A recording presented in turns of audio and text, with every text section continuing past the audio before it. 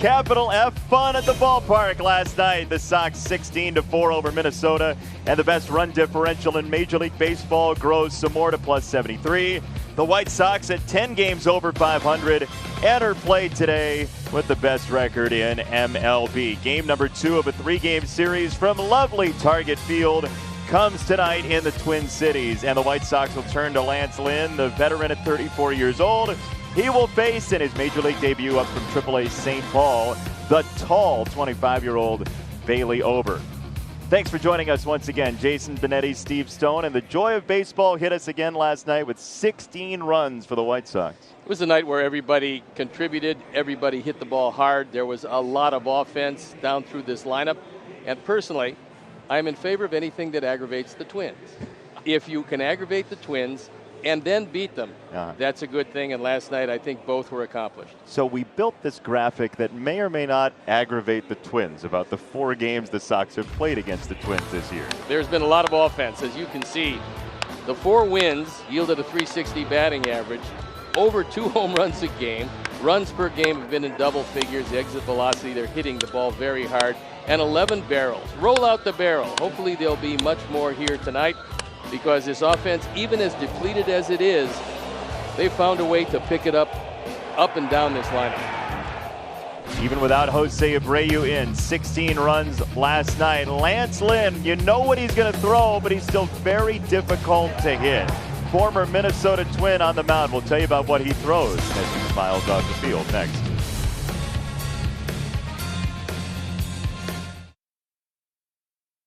Shield of Illinois. Choose Blue Cross and Blue Shield of Illinois, the card to carry through it all. Ford, your local Ford dealers remind you to get out there and find your wild in America's original sports utility vehicle, Ford Bronco. The one and only legend has returned. Xfinity Mobile. Get nationwide 5G on the fastest, most reliable network, only with Xfinity Mobile. And by Wintrust, home of White Sox checking. Visit wintrust.com/Sox to open today. Beautiful night in the Twin Cities as the Sox and Twins play game number 2 from Target Field. And look, Lance Lynn in 6 starts this year has an ERA of $1.30. It's not a mystery what he's going to throw in total arsenal, but hitters don't really know what's coming pitch to pitch. Well, he's out there not trying to fool you. He's out there to overpower you. And he can do a whole lot with that fastball. He can cut it, he can sink it, he can sail it, and pretty much he's around the zone with everything. So you look at the couple guys on top, they throw all fastballs, Colomé and Ryan. Then Pagan and Alvarado are right there, and Lance Lynn is 5th. Almost 98% fastballs. But then again, you don't know which fastball he's going to give you. He usually is around the plate, and he's been a welcome addition to our rotation. The top 4 who hit fastballs are not in the lineup tonight, and that bodes well for Lance Lynn.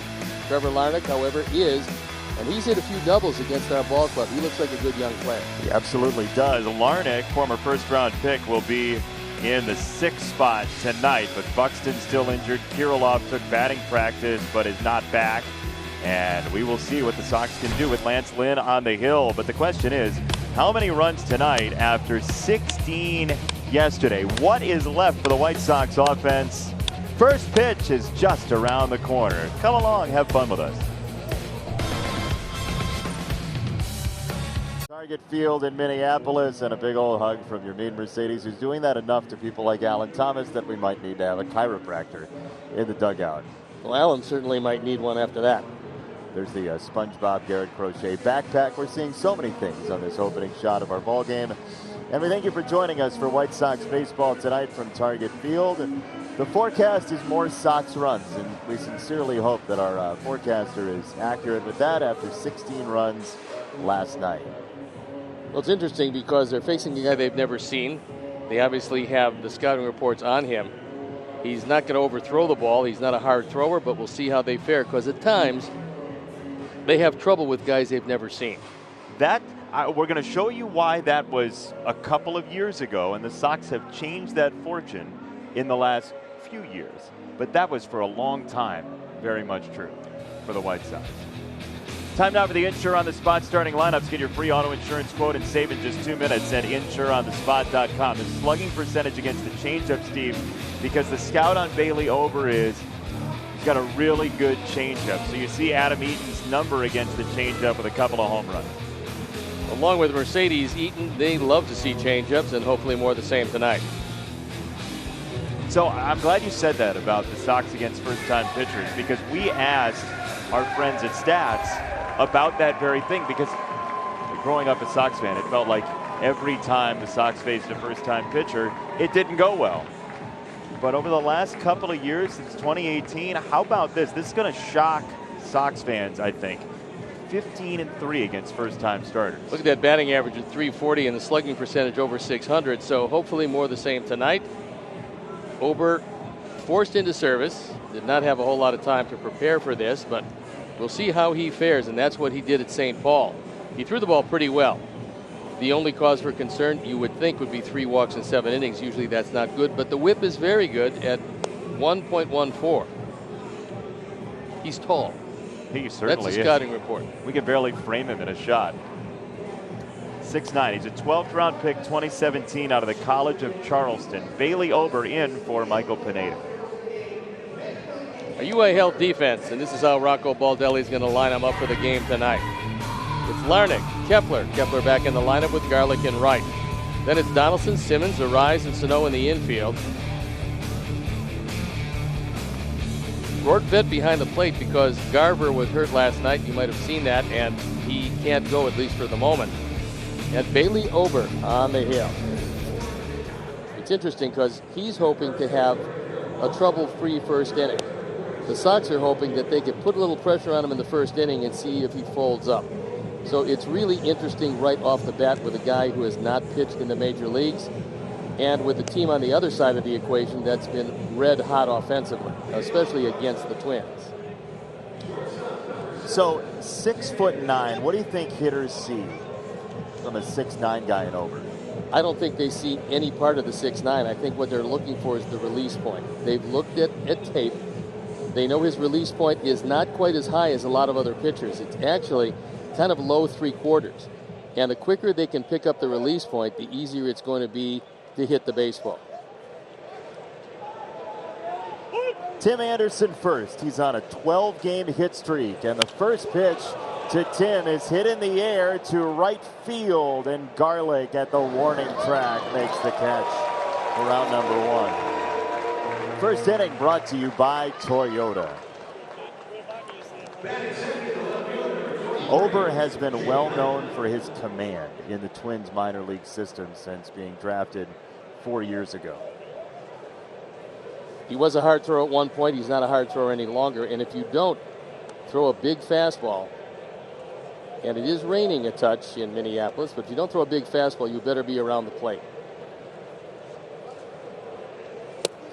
I want to share something you said to me pregame with the fans, because you watched Bailey Ober throw one pitch, and you said what?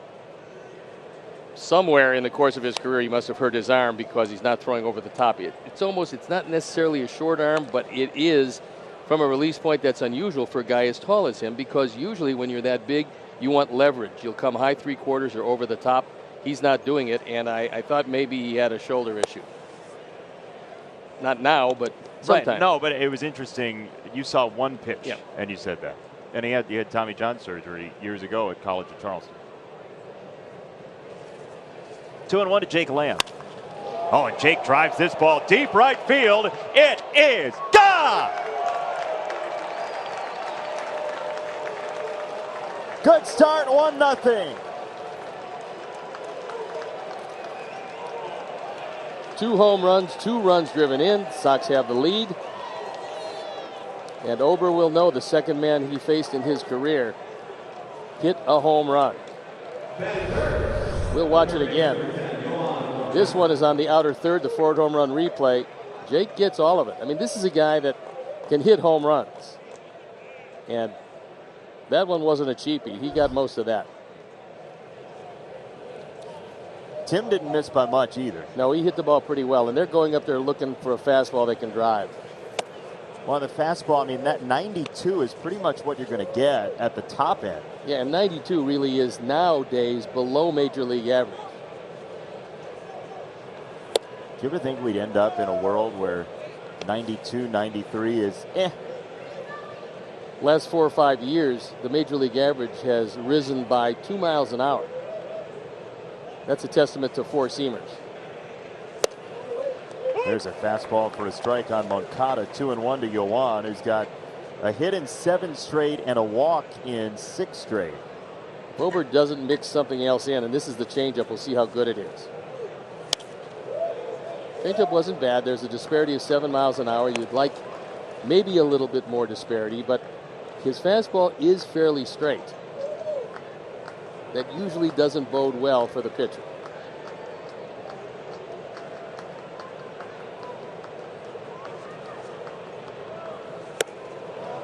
3 balls, 2 strikes. It's really hard from his release point to consistently pitch up in the strike zone effectively. I want to ask you why after this pitch. Okay. So I will. I'll be here. 3-2. Why? Because you're not really getting on top of the baseball. You actually have a tendency to get on the side of the baseball, and consequently you're not getting the big backspin that usually takes you up in the zone with a little ride to it. Here's another fastball. He's trying to get it in. He did. That was actually a good location. I mean, it wasn't a strike, but too close to take on 3-2. Yoan fought it off. So well executed on the part of Ober. Good job of fighting it off on the part of Yoan.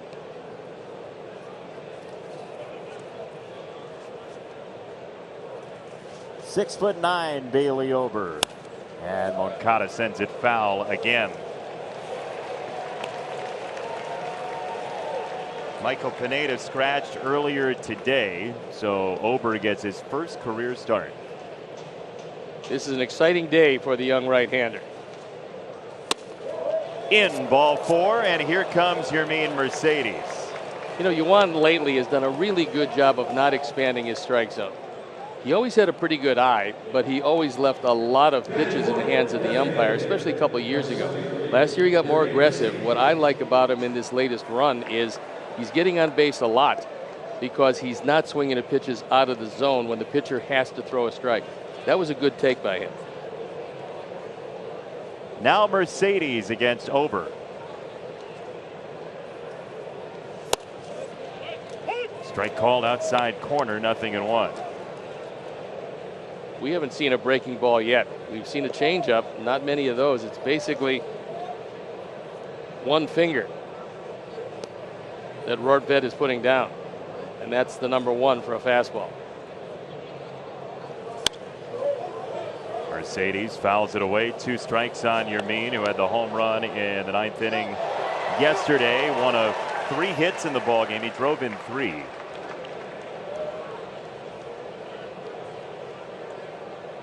We've pitched him away twice, which is good news for our ability to watch baseball tonight. And he goes out to spoil the first breaking ball of the night. They called that a curveball. That was actually a little slider. Pitchers can call it what they want. That one reacted just like a slider. There wasn't a whole lot of break, but it was in a perfect spot, low and away.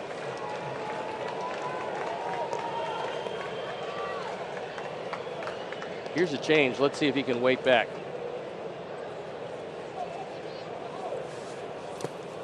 And the dirt knocked down by Rortvedt, who's also a rookie. That usually isn't a great combination. You usually want a veteran catcher with a rookie pitcher.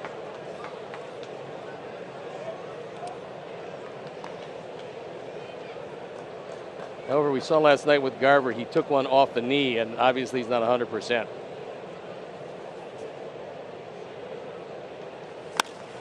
Mercedes right side and through on a 1-2 pitch. He gets hits in all counts, and 2 are on with 1 out in the first inning. Well, that's a lot like the way Jose Abreu will fend off a pitch that's up and in, too close to take. It's an inside-out swing. He takes it to right field. That's an art, not an easy thing to do. Your natural tendency to try to get the head of the bat out, you get jammed with that, you break your bat. But Mercedes on an inside-out swing, able to take it to right field.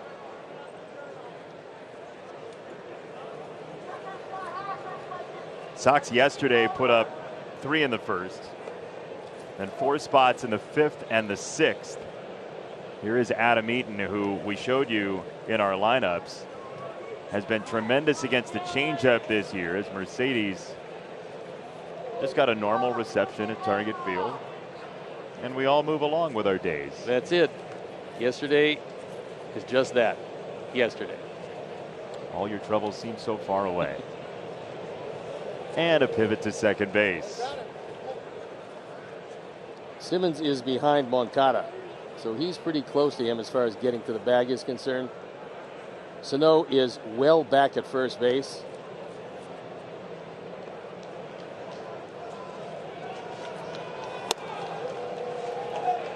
So Daryl Boston, the first base coach, has a responsibility here, and that is to alert Mercedes in case Sano is coming in back of him, because Yermin is going to get a good secondary lead. You don't know if Rortvedt is one of those guys that will throw consistently, but Daryl has got to watch Sano and let Mercedes know if he's coming to the bag. That's in. It's 2 balls, no strikes. Do you remember your first inning in Major League Baseball? How'd you feel? Well, I didn't feel great when Dave Campbell hit a 3-2 slider and Larry Stahl hit a 2-0 changeup out of the park at an infinite earned run average. Ooh. So like Ober, the second man I faced, hit a home run. Ouch. Yeah, it wasn't great. You okay? It got better after that, though. That's a breaking ball and a strike, 2-1. I'm sorry to dredge up old memories. Oh, it was horrific. We got 2 horrific memories in the first inning.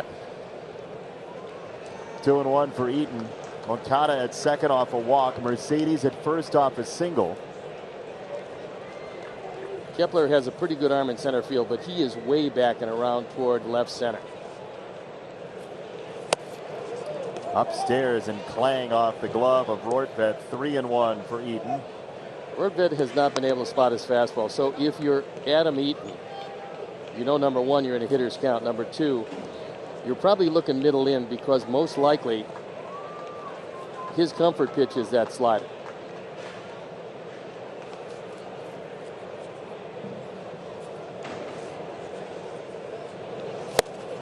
Ooh, fastball elevated on a challenge, and it's 3-2.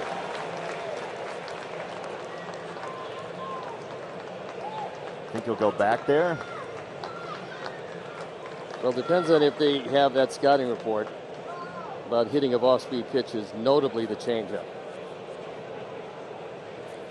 Righty lefty, 3-2. And it's a fastball. They've got the scouting report. They do. Yeah. It's amazing how word travels in the internet age. It is. Well, before somebody come up from the minors, you didn't know, right? You never seen him before. Well, you had some sort of scouting report. It wasn't a breakdown like they have today. You didn't have video. And today, you know what they have for breakfast. They knew what you had for breakfast because you went to the same place every day you started. Moncada at second, Mercedes at first. Oh, high fastball, 2 down.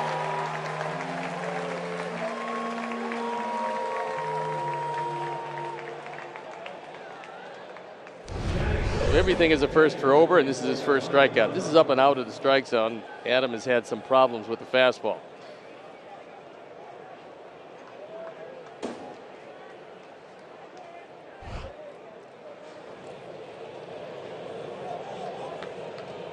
Got to zoom out to Cleveland to get the full body at 6'9". Yasmani takes a ball low. He is now one of the tallest pitchers ever in Major League Baseball. 6'11" is the cap from former Sox pitcher John Roush. Big unit, Randy Johnson, 6'10".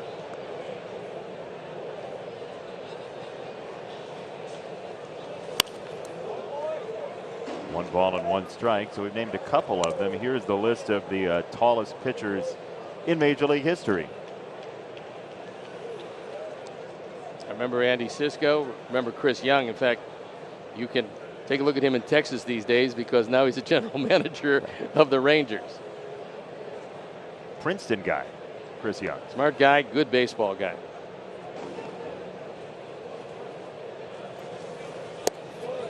I think he's Princeton, right? Is that right? Ivy League somewhere, I think. Or am I conflating that? You mean laboring under misconception? Oh, Princeton, yeah. Oh, there you go. I'd have bet on Princeton.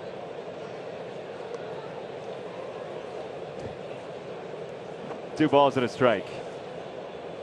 Pitch number 30.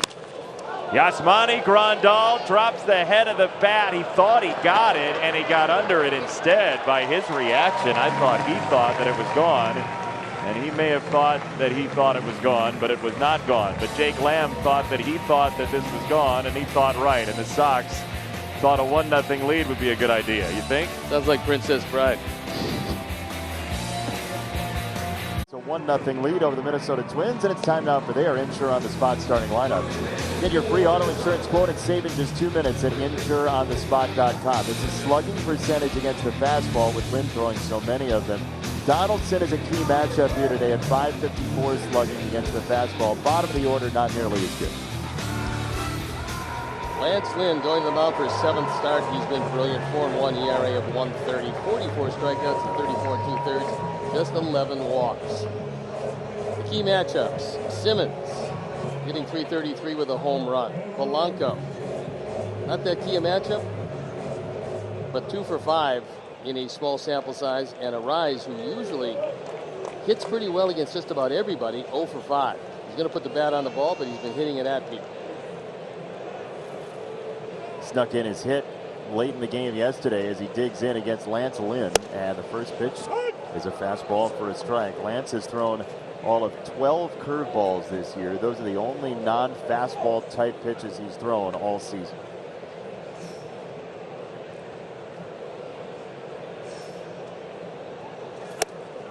There's a cutter. And that's what he's going to use. The four-seamer about half the time. The cutter and the sinker, also fastballs, a variation of fastballs, and the curveball, 2.1%. Throwing the sinker there, 2-1 for Arise. Minnesota yesterday scored 4 runs. 1 in the 2nd, 2 in the 6th, 1 in the 8th. Nelson Cruz not in the lineup today. He'll play the day game tomorrow, you would imagine. I think any day's a good day if Nelson Cruz is not in the lineup. He's made very little concession to the aging process. He still has very quick hands. He still has tormented Sox pitching. So a night off is a good thing. Well, you'd like to see the Sox have a large enough lead late in this game that Nelson Cruz pinch hitting doesn't become a major event in this game, but that's an option. As Madrigal at second will play it on to Vaughn for round number 1. Our UI help defense, and this is how Tony La Russa is going to line them up tonight. With the home run hitter, Jake Lamb in left field. Then it's Leury and Adam, center and right. Yuan, Tim, Nick, and Andrew in the infield with Yasmani Grandal behind the plate.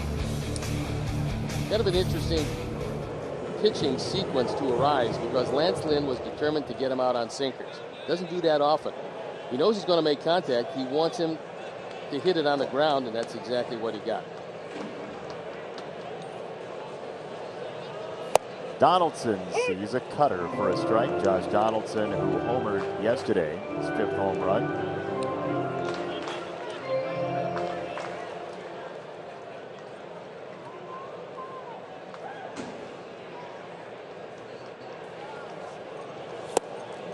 Really interesting article on Lance Lynn, I believe it was in The Athletic, and they had a chance to talk to him about his philosophy and what he does to get himself ready to pitch.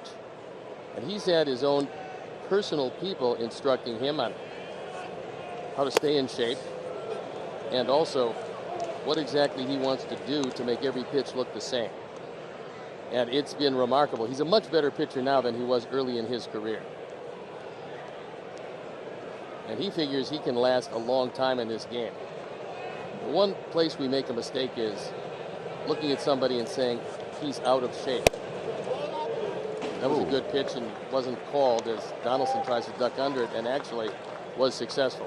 But being in shape to do your job is the key to this game. We'll watch it. It has the entire plate. Lance Lynn is in shape to do his job. And he is a workhorse. Cutter popped up. Foul territory, Moncada. There's not a lot of foul room there to range. Well, that's why it's not an easy park to hit a home run. With mentioned that last night as balls were sailing out of the park, but it truly isn't. But it is hitter friendly in that if you pop it up, not a lot of room for guys to catch it and end your at bat.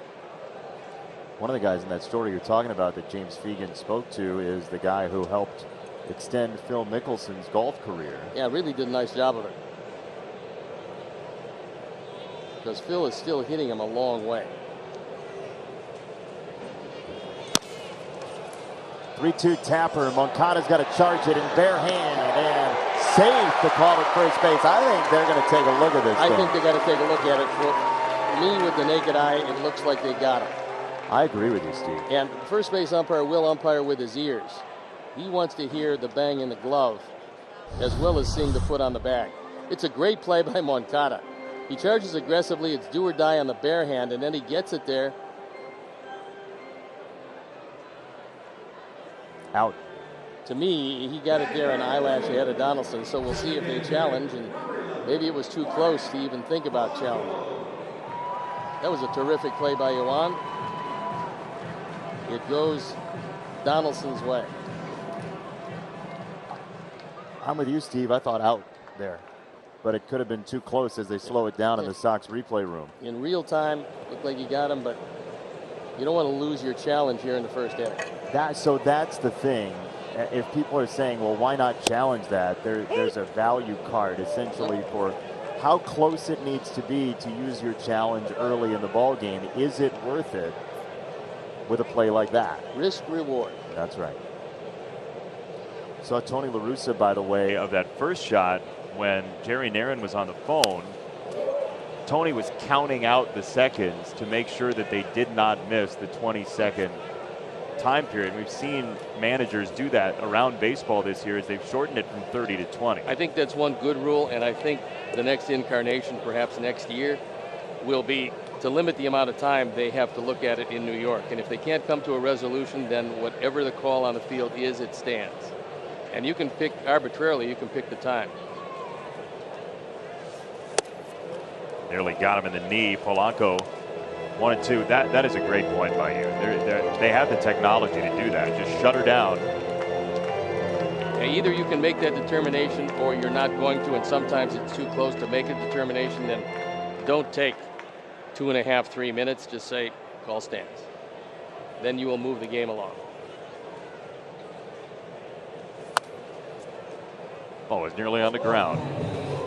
He's in full protection mode, and Polanco from the left side at least. Right-handed, he's not quite as close to the plate as he is left-handed. Left-handed, his hands come very close to the inside corner, and this one really sinks. He committed himself, and he was able to get the bat on the ball to keep the at-bat alive. You'd like to throw him inside and jam him, hit a ground ball to the right side. Sinker bloop foul. This will get out of play.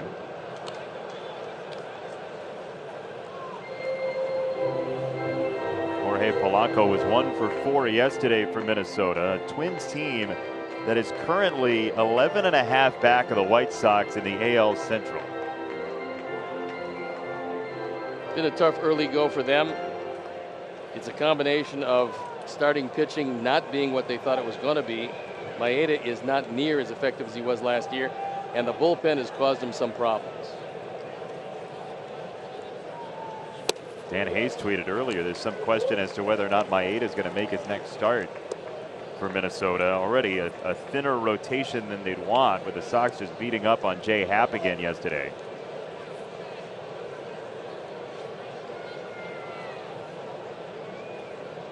Donaldson at first. 2-2 for Polanco. Chopper back to Lynn. He serves it up for Tim. Flat-footed throw is late. That ball was not hit very hard, and Polanco does run. Maybe from the right side you got a chance to get him at first base, but you had no chance there. But a good solid throw. If you're on the mound fielding this, you're telling yourself, make sure of one. If you get two, it's a bonus, but you need to cut down the lead runner. Lance was able to make a good solid throw. Now he'll get Max Kepler, who's been dealing with a hamstring injury. One thing Max does not want to do is a little chopper in the infield and then have to run full go to beat it out.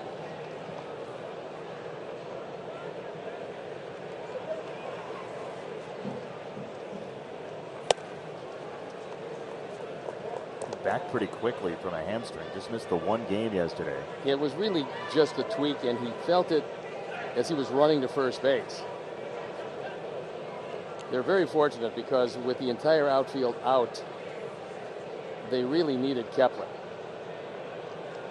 Well, he'd been swinging it better too. All four of his homers, I should say, were in the last 9 games that he played. So, yeah, they're down to outfielders that they just signed or called up from AAA, and Rob Refsnyder, who had a huge day yesterday. Max is a dead pull hitter normally, so in this situation, you just as soon stay away, especially if he's going to sink it.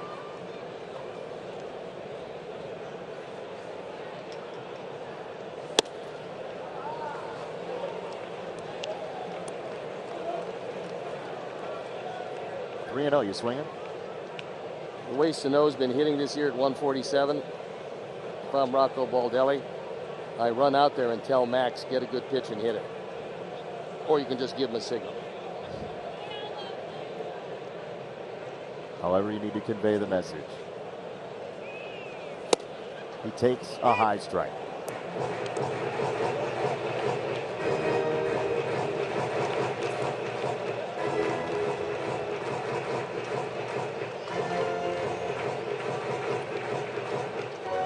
Sox are 3.5 clear of Cleveland in the division. It's the largest division lead in baseball as it stands on May the 18th.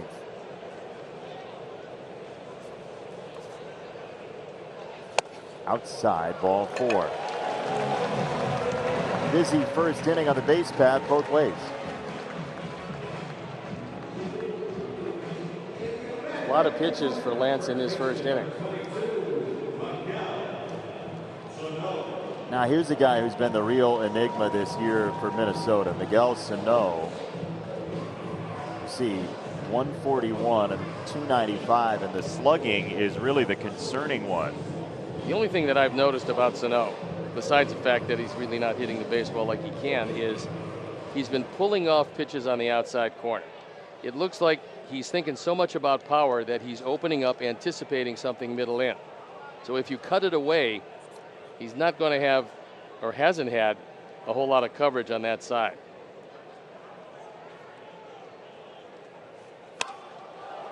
Lynn tried to go there, got the cutter to him, and Tim makes the call. It's short to make the catch to retire the side. The Sox will carry a 1-0 lead into the second.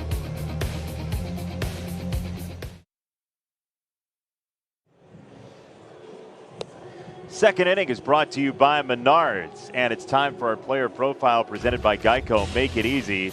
It is Andrew Vaughn. His last 14 hits have been demolished. He's a very strong young man, and he's just getting a feel for what pitchers are going to try to do. And this is a very young pitcher with a very young hitter. Andrew, I think, is going to hit the ball well tonight because I don't think Ober can throw it by him consistently upstairs. It's a first pitch breaking ball for a strike to Andrew Vaughn. And by the way, it says curveball on our score bug, and you mentioned this. It's really more of a slider than a curve. Well, I have an explanation for you. Well, he's got one of those. Ground ball to third, I believe. It is Donaldson. And the throw is not caught. Sano couldn't pull it in. And Andrew Vaughn safe at first.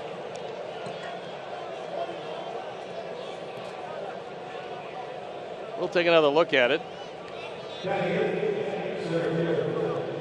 Andrew hustling down the line. Donaldson has to come in and charge it. It's got to be E3. I mean, he's out rather easily if he just catches the ball. He doesn't. The Sox will take it. And now Leury Garcia, who had 3 hits last night, drops down a bunt, and that is a foul bunt.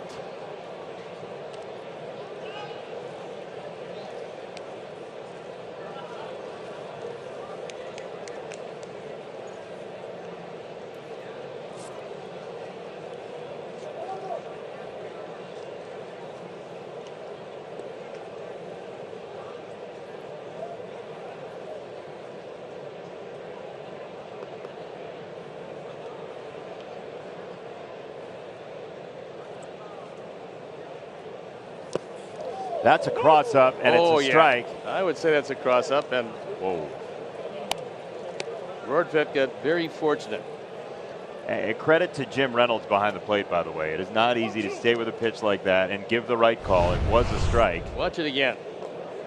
Oops. You know what's amazing about a cross-up is you have these finely tuned athletic people who make these finely tuned athletic motions, and then when that happens, they just crumple into a heap. The catchers really hate to get crossed up like that, especially in that area, because it is, after all, a game of adjustment. It certainly is, Steve. That's a change. Let's see if Leary can wait back.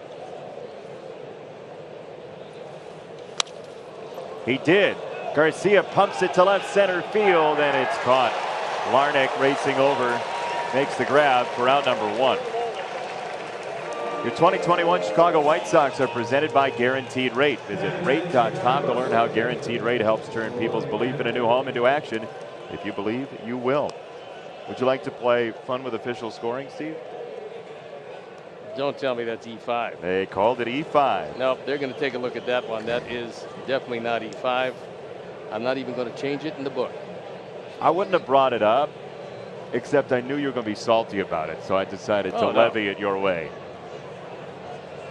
From a pitching standpoint, an error is an error, but great. I don't think Donaldson, who takes pride in his fielding and is one of the better third basemen around, is going to be happy with hitting the first baseman in the middle of his glove and then being charged with the error and a ball that stayed in the air all the way.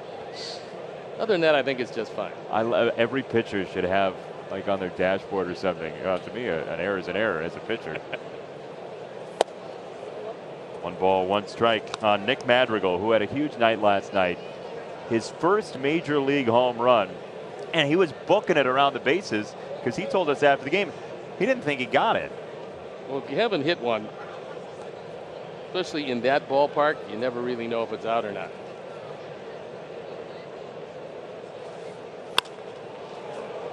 Madrigal to right, and Garlick. We were just getting ready to show you the home run from last night, and then he flied out to right, so you're going to have to wait for his next at bat if you want to see it. I will. I'll be here. Thank you. Tim took a good swing at a first ball fastball in the first inning. Apparently he was pretty confident that he knew the velocity and the movement on the ball.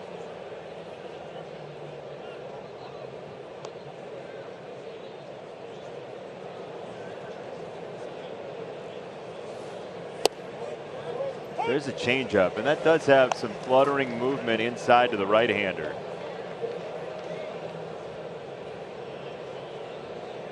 See the outfield very much straight away. Pretty much the same way in the infield. And they got a pretty good idea Vaughn's not going to run in this situation.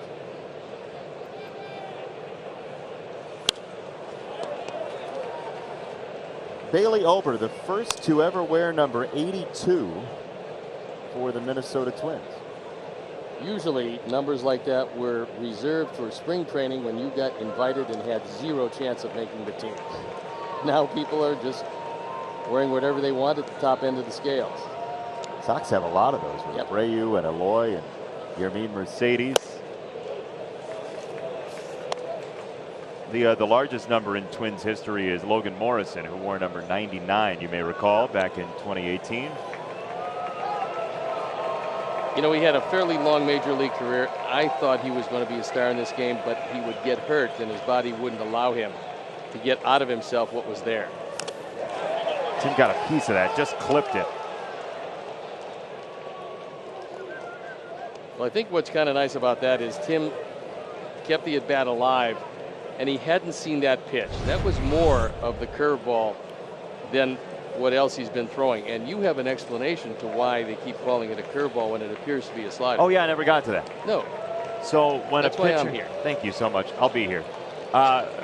When a pitcher debuts, they don't have the same information. They haven't heard from the pitcher what he throws. So actually there are people at StatCast working on it during the course of the game. our buddy Mike Petriello has the ability to change pitch types in game. So if he confirms slider, then it'll come up as a slider later in the game. Very nicely explained. Thank you. They have people working on that very thing. Some of our best people are on that. Never in the debut will it be as accurate as in game 2 because of people like Mike.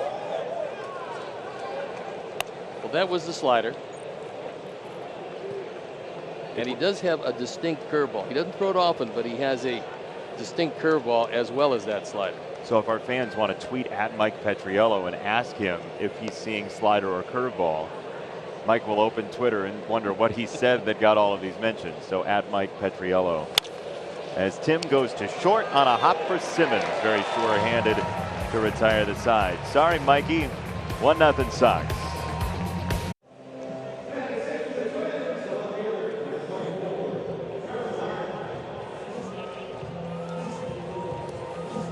One nothing Sox. Bunch of Sox fans at Target Field for this series as the Sox have won 4 in a row against Minnesota to open the 2021 season. And the Sox are 3.5 clear of Cleveland, who will play later on tonight against the Angels, who will be without Mike Trout for 6 to 8 weeks. Yeah, that's a terrific blow to the Angels, who really got off slowly. However, the big story is Shohei Ohtani, and he's really been amazing. He's pitching tomorrow. He's hitting tonight. And you just can't say enough about how rare his abilities are. And Mike Trout, right calf strain, you knew in 10 games when he was hitting 100 that he wasn't right.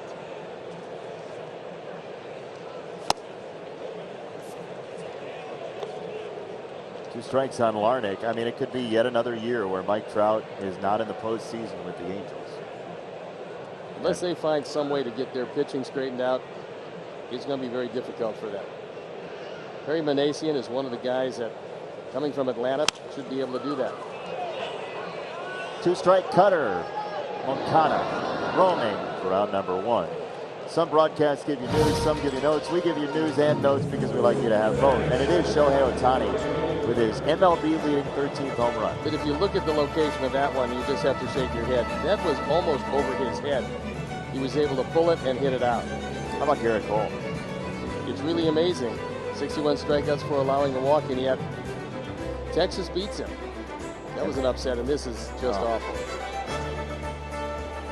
Webb to Pilar, and Kevin Pilar ended up with multiple nasal fractures on that hit by pitch. I mean, just a truly awful thing. And you know, there's been a lot of conversation about yesterday and Mercedes and all that. That is the perfect example why throwing at people can be that was not intentional. No. I don't mean to say that, but that's the type of thing that can happen with a baseball. As Moncada cuts this off and in one motion throws out Garlick.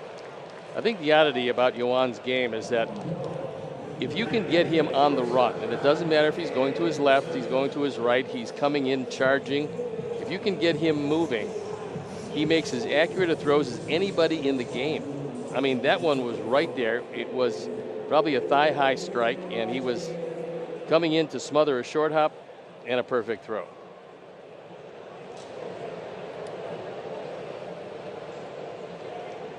Two down for Andrelton Simmons.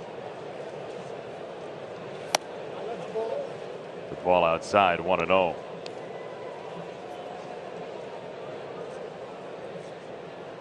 Minnesota has yet to hit a ball out of the infield. Let's hope that trend continues. It's all fastball, but those things dance from Lance Lynn. Well, when you're looking at it from the center field camera, you get an appreciation of what you can actually do with one pitch. You can make a fastball look like 5 or 6 different pitches, and that's what Lance does. I mean, he sinks that one. That's pretty nice. He's got a cutter that he throws around 90 miles an hour. He's got a ball that he rides down and into right-handers. He's got a fastball that he throws 95 that he likes to ride usually away from the right-handers. I mean, it's really remarkable that you can continually throw fastballs, make it look like 5 or 6 different pitches, and be as effective as he's been. He threw that one sinker to Larnach that almost acted like a changeup as well. He got over the top of that, and it really dove. 2-2 for Andrelton Simmons.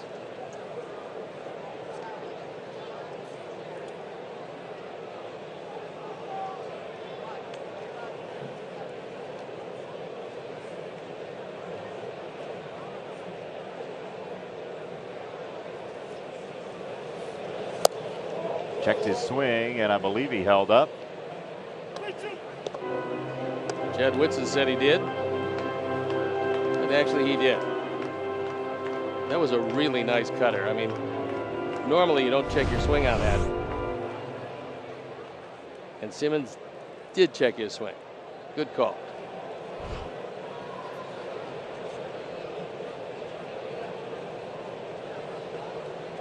Three and two. Sinker fly to center. Leori Garcia squeezes out number 3 in a 1-2-3 second for Lance Lynn. Fastball feeder, 1-0. Yeah, so let's find out what our crew dredged up for last night on White Sox baseball. But you do such a great job. I fall all over them. No, you don't. Yeah, what happens is if you're a kid and your dad asks you to cut the grass, and you take the lawnmower down and you skin it to the fact that there's no grass, he doesn't ask you to cut the grass anymore. That's like the promos. You trip over a few and then you suggest that the real professional guy at promo reading, he does them. Nice job, by the way. So this was a clandestine ops situation. Yeah, it certainly was. There's a foul ball from Lamb. I think you're doing a splendid job on the promos tonight. Your claim was that you decided to box a promo, so you never had to do them again. No, I have more than my share of promos. Oh, you do? Oh, I had like 5 in a row I have last a night. bag full of promos. I got one right here. 0-1. Hit him in the shoe. ComEd offers bill credits and extended payment plans to help past due energy bills. Call 800-Edison-1 to see if you're eligible. See if they keep them short and to the point. Just bang, bang right there, and they come out okay. Well, Marquette Bank has become a specialty of yours. It's lengthy. It is. You like that one. I think the Sox will score this inning. You do. Moncada had a good at bat. Mercedes had a good at bat. And now you start off with a hit batsman. Always a good thing to do. Over to Moncada. And strike one. Also, second time through, they should know exactly how the fastball moves or lack thereof. But he is mixing a few more pitches in. He's curving the slider a bit and the changeup more. And we'll see another changeup here.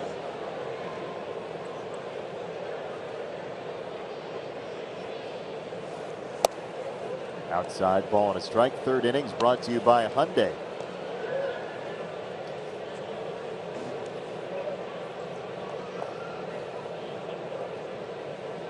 Simmons is playing him right up the middle.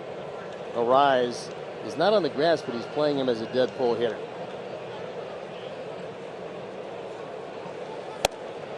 Well, Steve, Minnesota pitching-wise just has not caught up to the hitting. They're 23rd in ERA in starting pitching, 28th in bullpen ERA this year.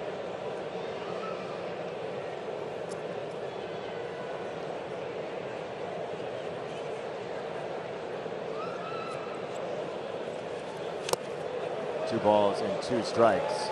So this is from Aaron Gleeman, who covers the Twins. Williams Astudillo's .450 ERA, which is equal to or better than 12 to 19 actual pitchers who pitched for the Twins this year, which is tough. Yeah, well, look, it's just been, pitching-wise, a very tough year for the Twins, and if they don't get that straightened around, it's going to continue to be a tough year. Aaron does a great job covering Minnesota. They got Dan Hayes working for The Athletic. Great group of beat writers. Used to be our Dan Hayes. Now it's their Dan Hayes. He was traded.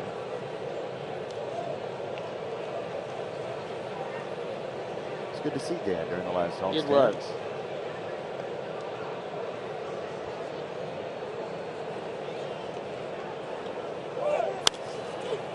Foul ball with Lamb on the move. 3-2. Tony wanted to stay out of a double play and figured that Ober, who's only fanned one guy, and that was Eaton on a ball out of the strike zone, would have a hard time striking out Moncada, so he decided to run. Worth the gamble, certainly, and Yuan just fouled it off.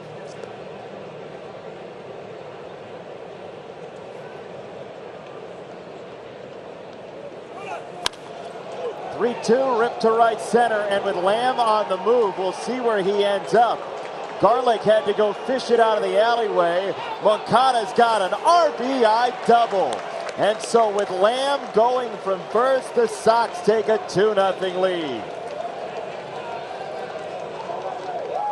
RBI 25, and I like the walk and the at-bat of Moncada in the first inning. I figured he'd be right on something here, and he swings at one out of the zone, actually, but too close to take, and they score. Do I remember you saying the Sox were going to score in this inning? Yes.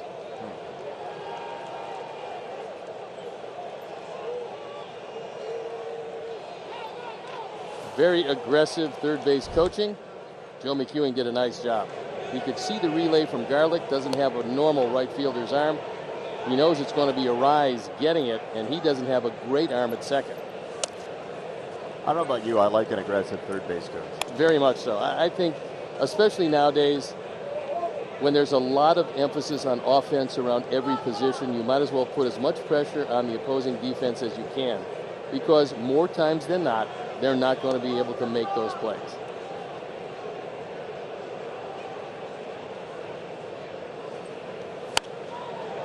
Mercedes climbed the ladder there, 1-1. If you're just joining us, If you haven't watched the Sox game in a couple of days, you see Joe McEwing not wearing a mask or the dugout not having masks on. The Sox have cleared that 85% threshold of vaccinations, so the Tier 1 restrictions have been loosened in the Sox dugout and for the traveling party.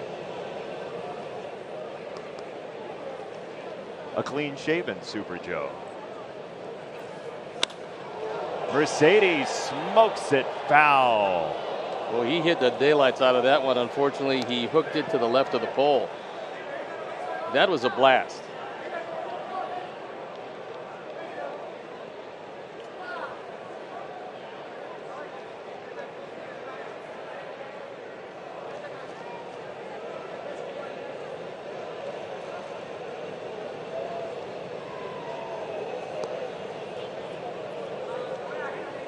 Moncada at second, 1-2 to Mercedes. It's a high fastball he got a piece of. Able to fight it off. It was out of the zone.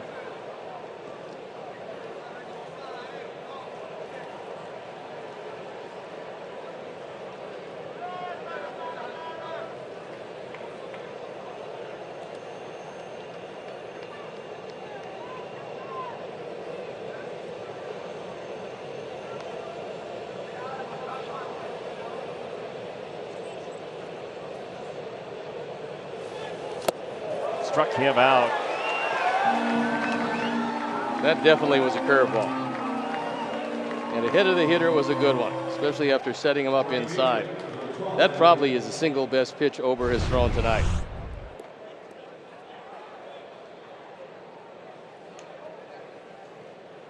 See the spin, it's not a 12-6. It's not like Cease, but it still goes down and had very good rotation on it.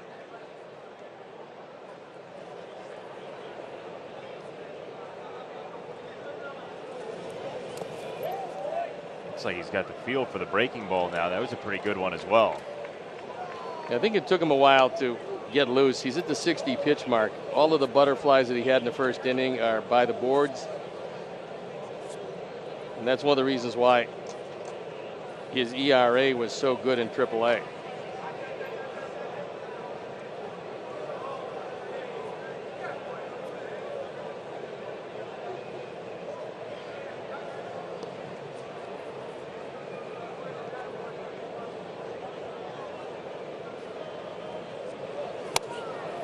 Adam tried to dip the elbow a little bit, I think. Yeah, that's not necessarily a bad thing if you got a padded up lead elbow. Is you actually turn the left side of your body away, and in doing so, the right elbow moves a little closer to the plate, and sometimes you catch it off the padding and wind up at first base.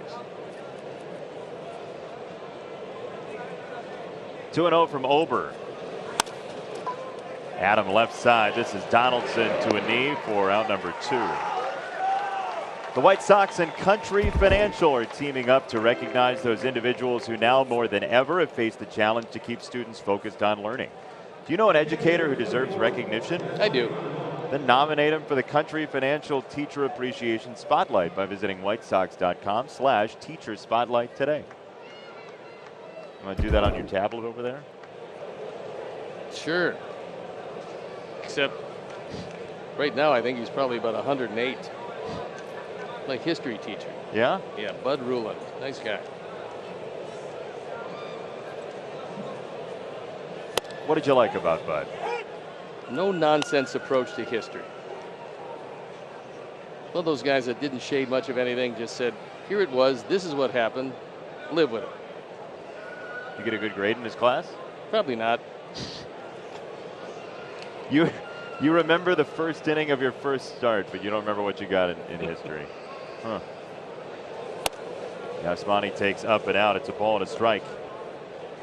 Well, Yas thought he got the ball he hit in the first inning. Yeah, I think it was pretty good at bat, and I think he's seeing the ball very well tonight from Ober. Base hit here, score another run. Okada's double gave him 25 driven in this year.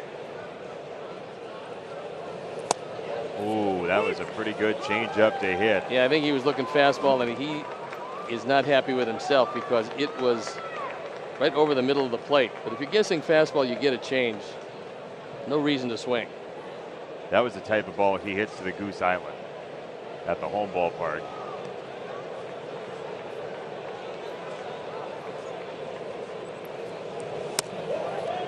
Good take on the breaking ball, 2-2.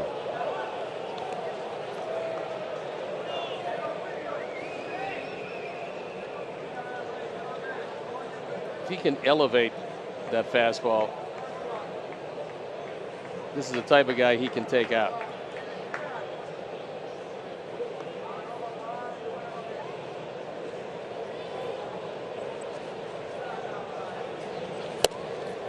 Well upstairs, 3 balls, 2 strikes.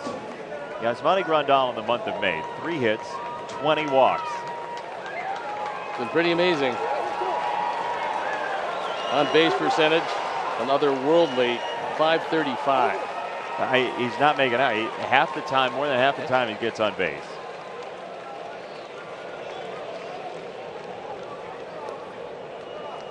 Okada at second, 2 out. Fouled off. Still 3-2 on Grandal.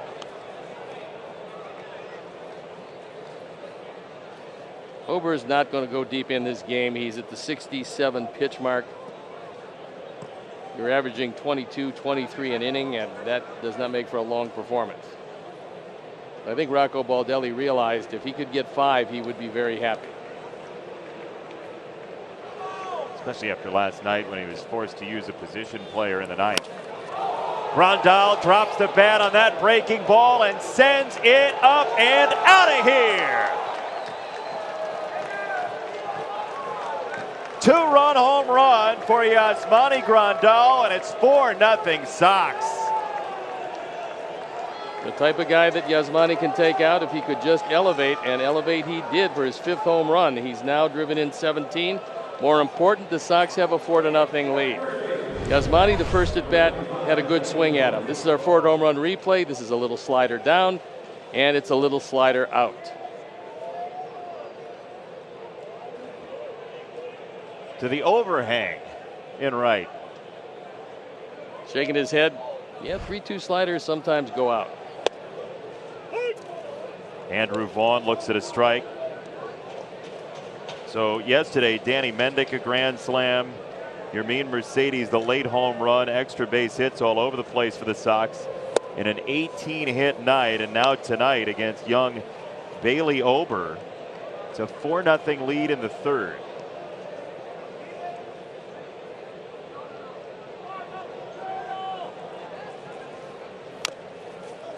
Tapper by Vaughn will get fouled.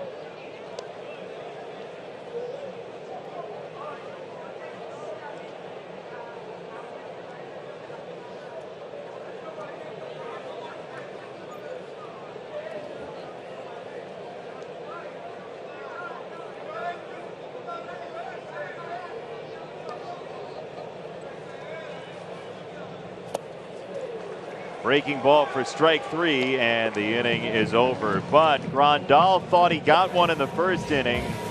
He knew he got one in the third. Sox are up 4-0 on Minnesota.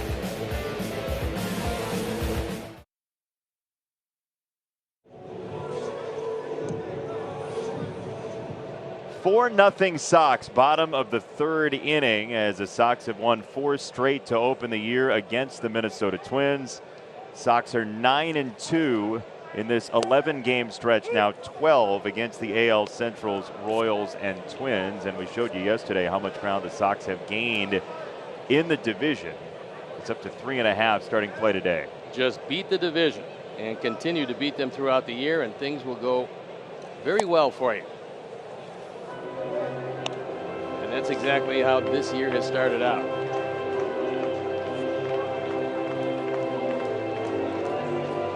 Minnesota, on the other hand, opens play today 13-26. That is the worst record in the American League.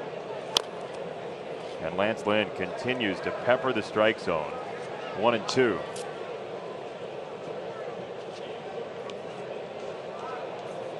Kepler had a walk in the first inning. That's somewhat surprising because Lance at his best, and he's been at his best a lot this year.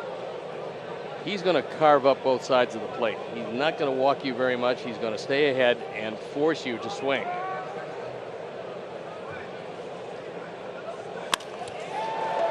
That's a high fastball, and it's ticketed for right. Rortvedt with hit number 4 in his major league career.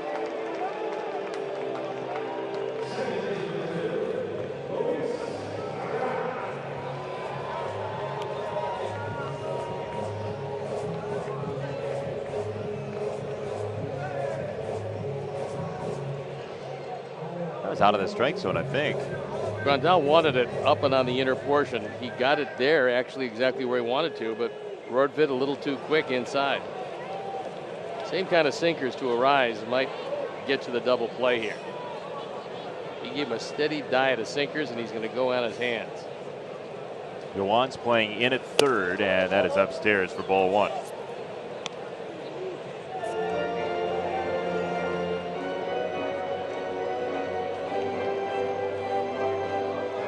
Luis Arise, great contact hitter. As Minnesota's gone 9 batters without a strikeout so far tonight.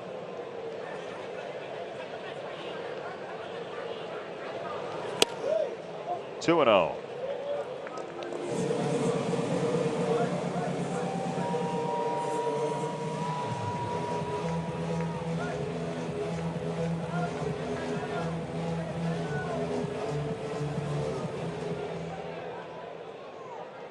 Lance Lynn, very briefly a Minnesota Twin in 2018.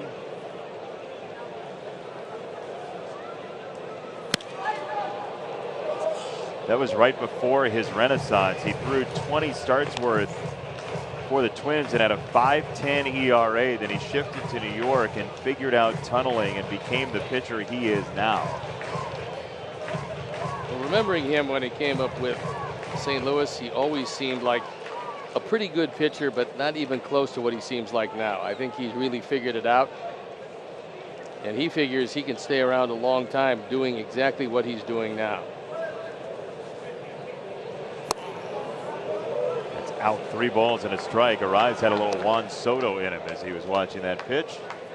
Soto loves to dance a little bit when he takes a ball that's close to the zone. Soto is a rare talent.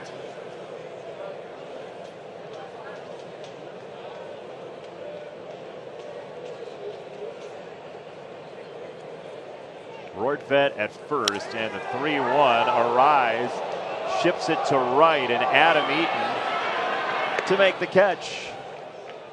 All right, so if you joined us late, let's get you caught up. Brought to you by Bob Locurcio Auto Group, and we'll begin in the first inning, because why wouldn't you when Jake Lamb hits a home run like this and a 1-0 lead? Started the Sox off on the right foot. And then Yoan Moncada, RBI double in the third inning, and now with some good aggressive base running, and Joe McEwing said keep on coming. The lead now is added. Yasmani Grandal to the plant box with seats in right field for a 4-0 White Sox lead. Over the limestone facade. Sounds like a name for a poem. Over the limestone facade? Yeah, a sonnet, if you will. It's very pretty there. Very nice limestone. You wrote poetry, didn't you? I did. Still doing that? I retired. I beat the rush. I retired early. You have a press conference? Nah. I wanted to remain unanimous. 0-1, fouled straight back to an empty seat. 0-2 for Donaldson. Well, Lenz knows if he can keep this up and in, he can throw it by him, but there's very little margin for error. Donaldson is a very good fastball hitter, and if you make a mistake, you've got a problem. Twins invested a great deal of money on Donaldson, and he's going to look at a cutter here. Oh, he went to go get it, and Madrigal feeds Anderson. They get the one there. And a pump fake from Tim. No reason to make the throw as 2 are out. That ball wasn't hit hard. It was hit off the end of the bat as Donaldson was in full protection mode. Tim playing Donaldson to pull, and justifiably so, couldn't get to the bag soon enough. So he got to the bag when the ball got there and couldn't get the throw off.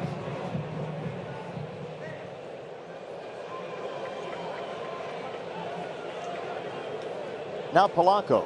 He bounced back to Lynn in the first.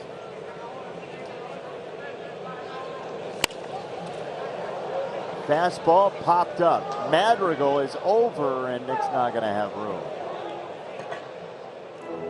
Test your luck during every White Sox away game this season with the 50-50 raffle. Sox Split, presented by Wintrust, is on sale right now. Get your Split the Pot 50-50 tickets at whitesox.com/SoxSplit.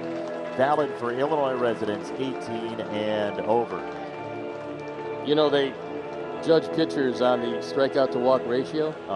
The promo ratio of about 6 or 7 to 1. I think it's right exactly where we need to be. My FIP is like 12. Fielding independent promos. It's a ball and a strike on Polanco. That was a nice stop by Yasmani, because that one went out of the hand of Lance Lynn. I mean, he just spiked that right into the ground. Catchers really hate that. Umpires are bailing. Jim Reynolds is getting out of there, calling the family, letting him know, and Yaz was able to block it. I don't know how, but that was a good block. Use the whole body.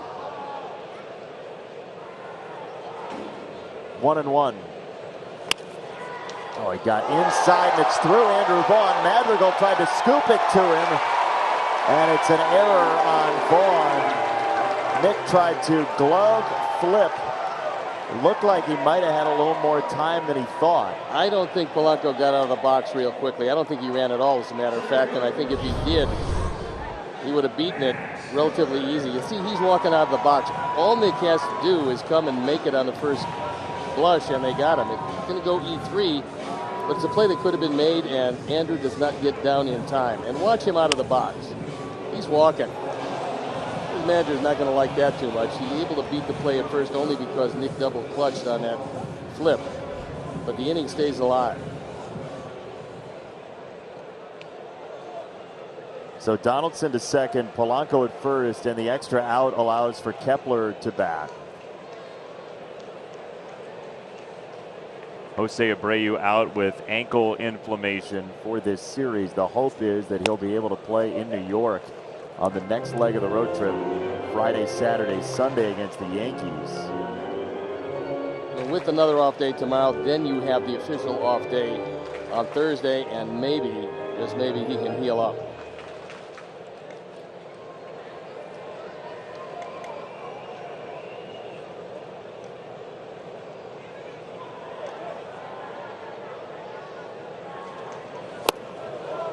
Lance is doing a nice job of getting inside to these left-handers, don't you think? That was a high cutter, and you know, many times to a left-hand hitter especially, high cutters are very effective from a right-hand pitcher because they're all trying to elevate on a fastball. You throw one just beneath the letters and that uppercut swing is not effective. If he gets it at all, it's going to jam it. But you don't want to throw it belt high or lower.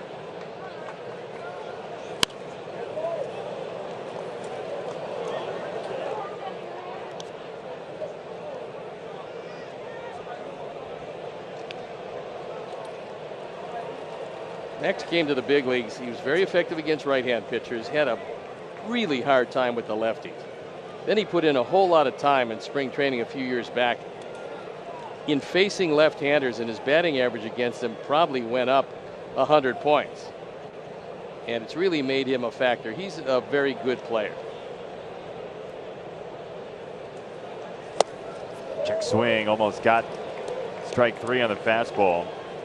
Well, because he went upstairs, you could go upstairs with a high cutter here and throw it by him.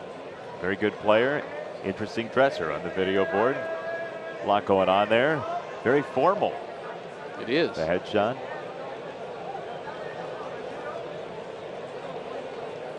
Very upper Midwest. 2-2.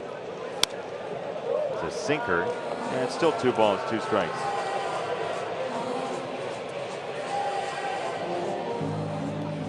How you getting him out? I like the high cutter. So does Lance, it seems like.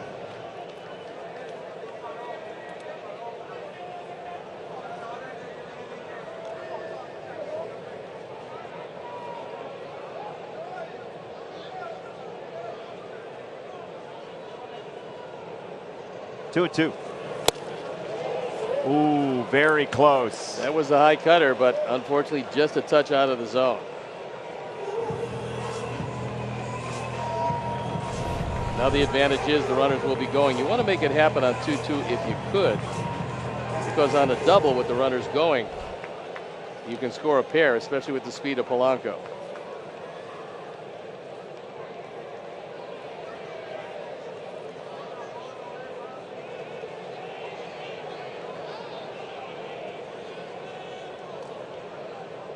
Three-two.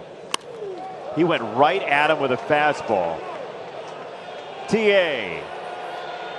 Nope. Oh my goodness. Lamb called for it late and then went down to the deck. And Lance Lynn is not thrilled with what he just saw. It's all fun and games as long as it's caught. Oh yeah. Wow. At the bottom of the third inning. I kind of thought the fourth inning was brought to you by Elk Grove Village, but maybe I'm wrong. Learn more about our Beyond Business friendly community at makerswanted.org. Do your own promo. Oh, okay. Get away.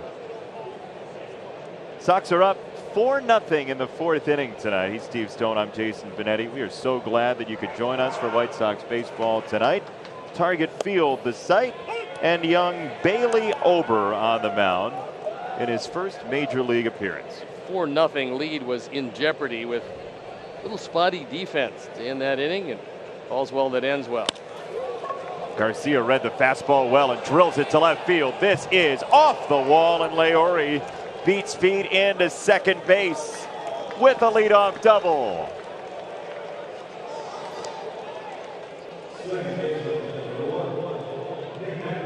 This has so far been the Leury Garcia Renaissance series. Hit the ball hard last night, the 3 hits. He's hit the ball hard twice. This is a blast.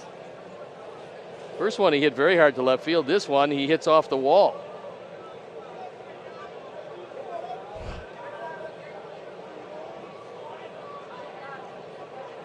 So 4 hits in 7 at-bats in the 2 games so far for Leori. Madrigal back to Ober. Now number 1. You know any other Obers? The only other Ober I can think of is Ken Ober, the former host of Remote Control on music television. I thought it was the pilot in Airplane. Over. Over what? This conversation is over. I'll use it in a sentence. Tim Anderson with Garcia at second and 1 gone in the Sox fourth.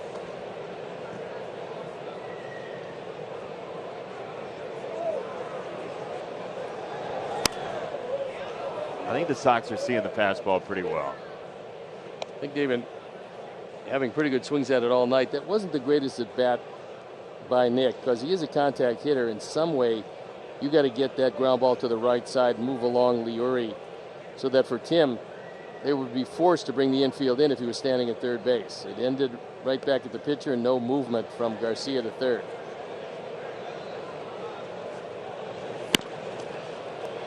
Donaldson, nice stab. What a play.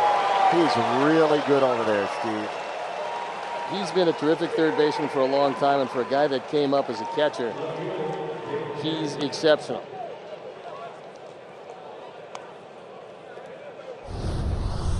He was playing well off the line, not figuring Tim's going to pull it down the line, so he's got good range to his left, and then he's got plenty of time to get it across. Normally that's a base hit, but not thinking that Tim was going to pull it, he was as far off the line as any third baseman we've seen against Tim. Now Jake Lamb, who's scored 2 runs in this game, takes a hook for a strike.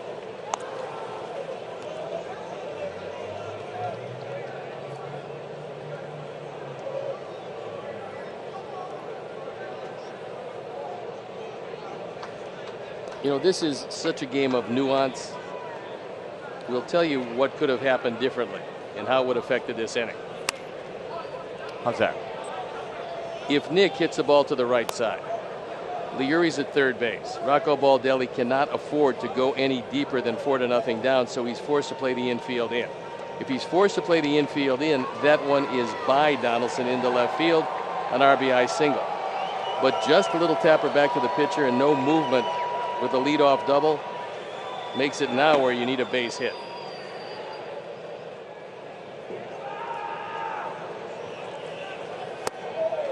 That's a hook that misses 1 and 2. That was Cody Stashak warming up in the Minnesota bullpen.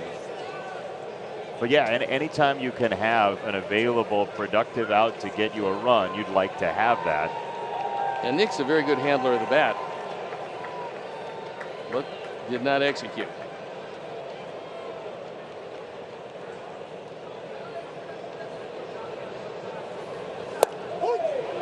Called strike 3. So we'll go bottom 4. Jake doesn't like it, but it's 4-0 Sox anyway.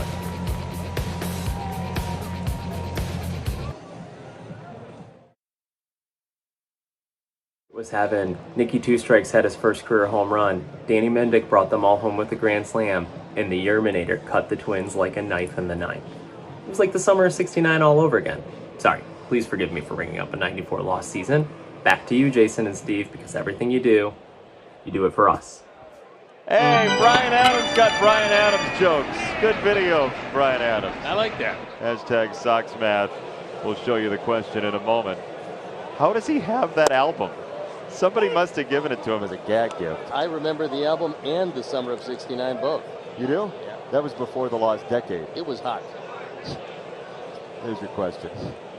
Answer the question.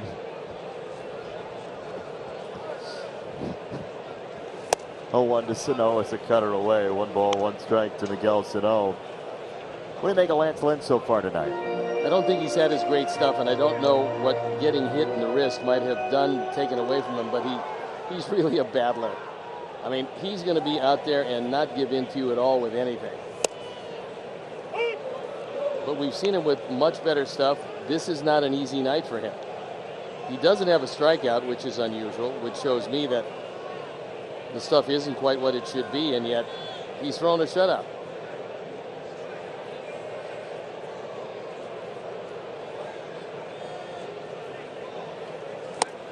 Wanted the cutter away. Sano laid off. You can get inside on Sano if you go in off the plate.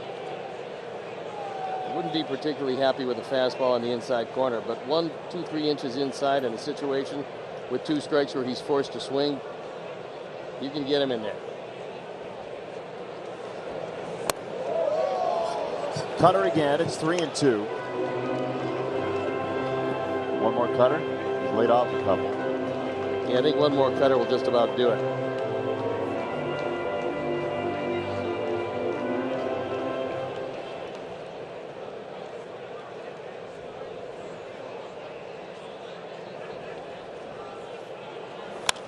Came inside with a cutter, and Sano lays waste to it. Yeah, that's a Twins are on the problem. board. He wanted it outside, and you know, he just doesn't have the pinpoint control. He knows he made a mistake, and fastball in is different than a cutter in. A cutter in basically is a hanger, and Sano hit it out. 4th home run of the year. He's driven in 9, and it puts the Twins on the board.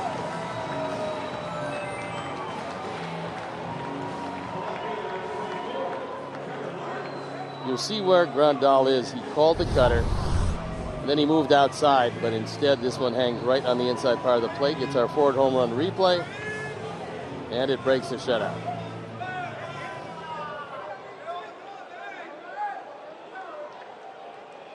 Trying to catch that with a popcorn bucket. I think there was a fan out there trying to catch that home run ball with a popcorn bucket. Saves your hands. How effective do you think that might be? In this case, not effective at all. You are correct. That is a big man, Miguel Sano.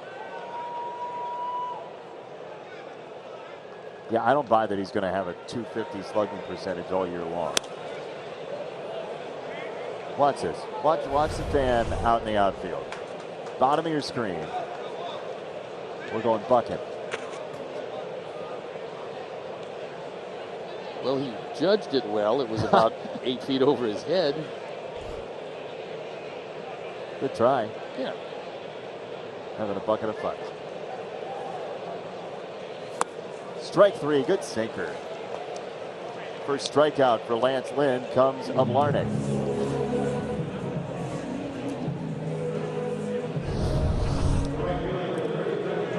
This one just dips out of sight. You got a young hitter well out in front and wipes him out. You saw Harry catch foul balls with that net for years. I saw him try. Didn't catch too many. Of course, usually by the time he got to the net, the ball was rattling around in the booth somewhere. But Where'd you keep the net? Where was it? good question. Sometimes it was on the ledge. Did Mandy have it? No. Oh. Of course, I had to talk the net off the ledge many times. Oh, called strike. Lance will take it. Well, you get one down there, that is a big break, and Garlick is fried. Oh.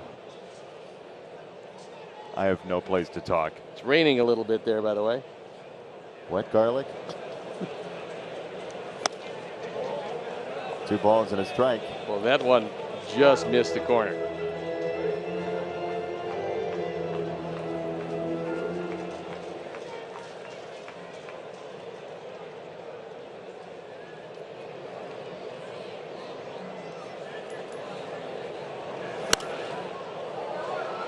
Pumping in fastballs. It is so fun to watch because it's not a mystery what you're going to get.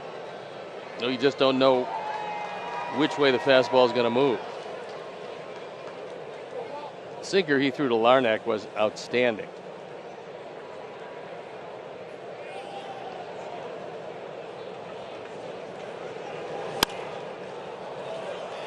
Popped up on the infield. It's Madrigal.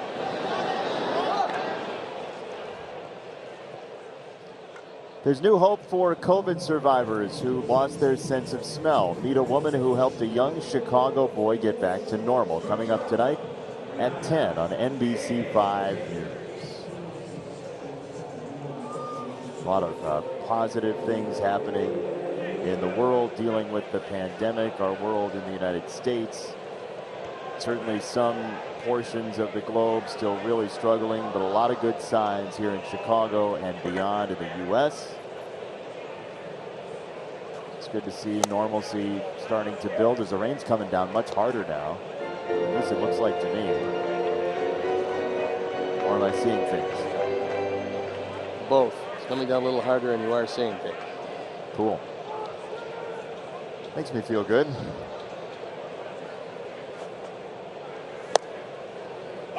I'd stick my hand out the window of the booth, but I just stick my hand into a monitor, so.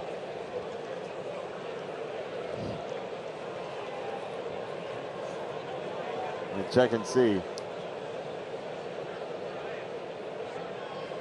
Just my water bottle. Always look at the helmets. To short. Tim has the final out of the inning. 4-1 Sox over the Twins. We are professional grade. Sox leading the Twins 4-1, and the Hoods are coming up in the crowd in Minneapolis because the rain is starting to become more prevalent, and they go to the bullpen. Cody Stashak, who is loosening up, is now in the game, so they got 4 out of Ober. Stashak on for the 12th time. His ERA a robust 8.44. Left-handers have just killed him. That bodes well for Moncada, Eaton, and Grandal. 3 of the first 4 he's going to face. Here in the 5th inning, it's the Sox, who saw their lead, chipped away by 1, looking for some more.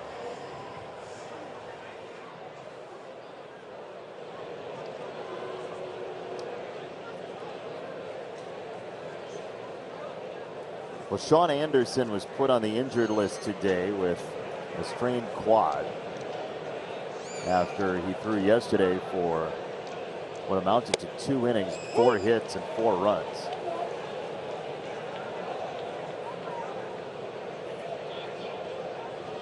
Last couple of years, Stashak has had stays with the Twins. ERA combined about 3.1, 3.15.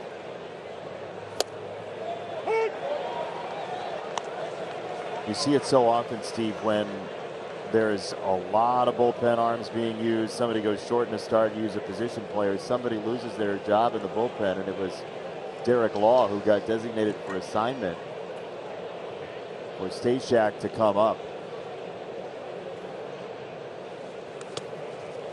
Well, you're seeing more and more of that only because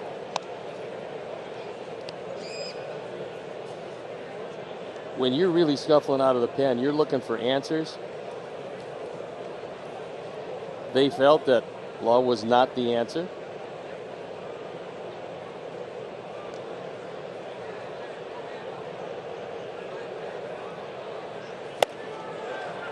Two and two. You hate to see that for anybody because these guys work so hard to get to Major League Baseball, and you know sometimes it's out of your control as the rain continues to pour at Target Field, or at least come down enough to send some of the fans out of the seats. Yohan scoops that from down bottom of the zone and lines it to Kepler. 1 gone, time now for the big story presented by Mattress Firm. Sox offensively this year, #1 in runs per game in baseball at nearly 5.5. Second in OPS, and you see the slugging on off-speed pitches. That was important against Ober, but the BABIP at 329 kind of spooks some people. Yeah, it really shows you that eventually it's going to settle back again. That's batting average of balls in play, and that's really high at 329. You figure that's going to come back to earth. When it does, things won't go as well. But don't forget, the Sox have not been hitting the ball out of the ballpark quite as well as they will, so it could very well be you can score as many runs with a lower BABIP than you could at 329. Yeah, exactly. There could be a correction coming in both ways. More home runs, fewer balls getting through that are in play. And I think that's likely to happen because as it gets warmer, ball's going to jump more. The guaranteed rate is a home run ballpark.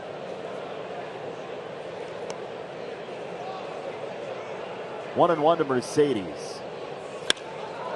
He levels that ball down the left field line and foul. That one was hit.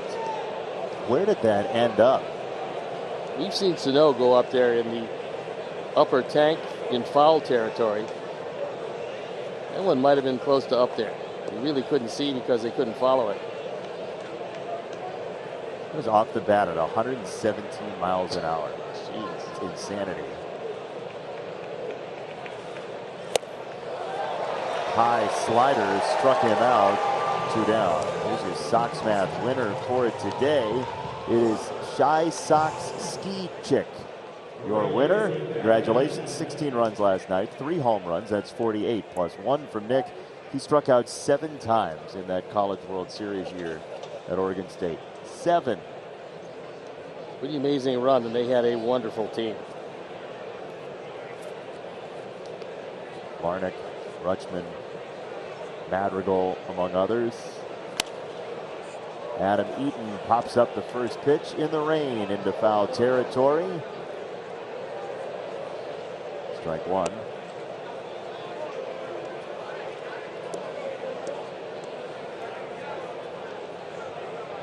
Rortvedt for a moment yesterday thought that he was going to have to play catcher for a while, but instead Astudillo took up most of it. Then Rortvedt came in later when Astudillo was forced into pitching duties. You may have heard Willians Astudillo threw in the 9th inning yesterday. He did. Just across the wire.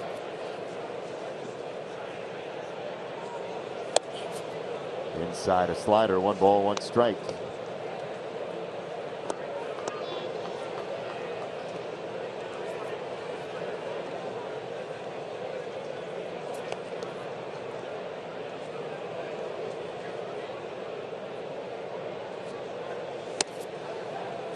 Stashak fed a fastball. It's 2-1. Don't forget tomorrow, early ball game, 12:10 first pitch with Lucas Giolito on the hill for the Sox. So get your rest. Early turnaround. Oh yeah. 3 balls and a strike. Well, Adams should get a good pitch to hit. Left-handers have hit Stashak pretty well.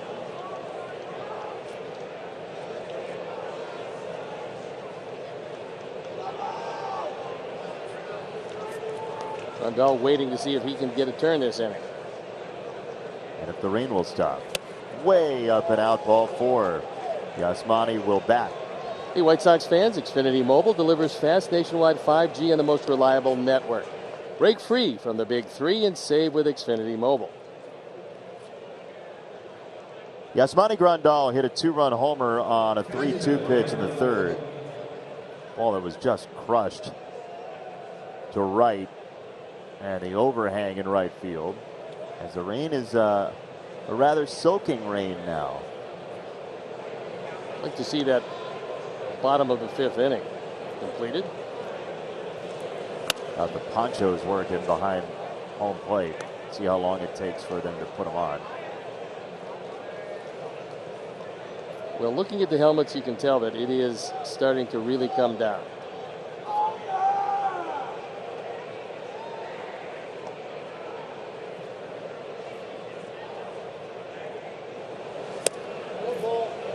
Called low, 2-0.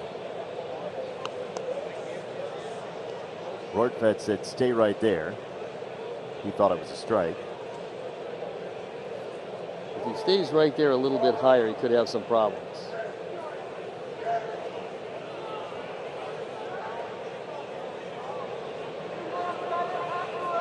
Hardy crowd, by the way, hanging out in the rain.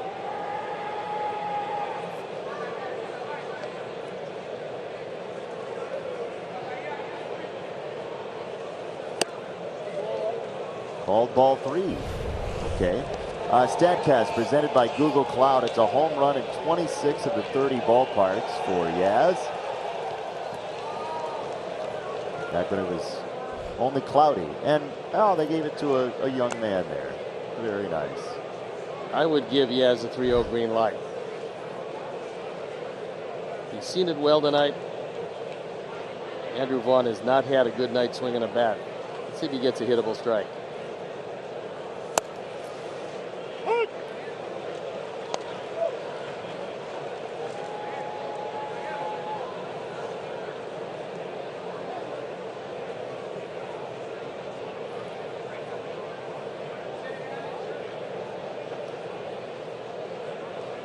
Three and one, Stashak to Grandal.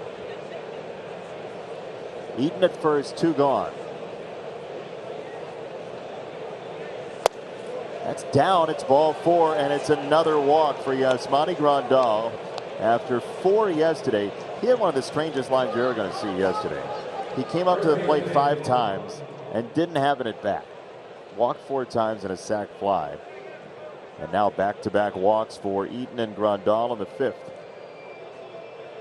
Simmons comes in to see if they want to change the signs in the middle of the inning.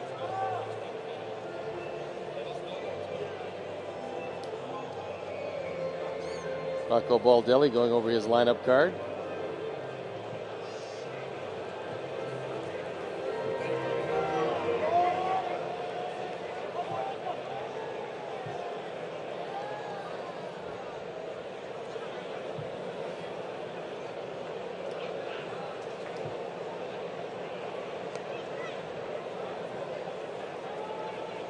Andrew Vaughn on the ground is short, and Andrelton Simmons with the scoop to retire the side.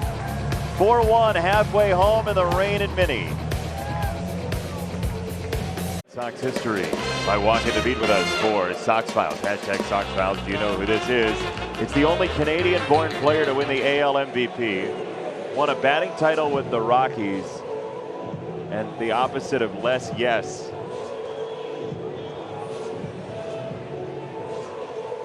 You know who it is yet? Larry Walker. When did Larry Walker play for the Sox? Come on. He didn't, but He wore Sox, though. It's got to be a Sox person. That's why it's Sox hence Files. the name Sox Files. And not Random Person Files. See? The longer hashtag. Yeah, I'll get it. Just, I need some time. You think you need more time? Or no? Probably not. So no more time. Right. Okay. I think the Twins might be a clue for you, for who we're talking about.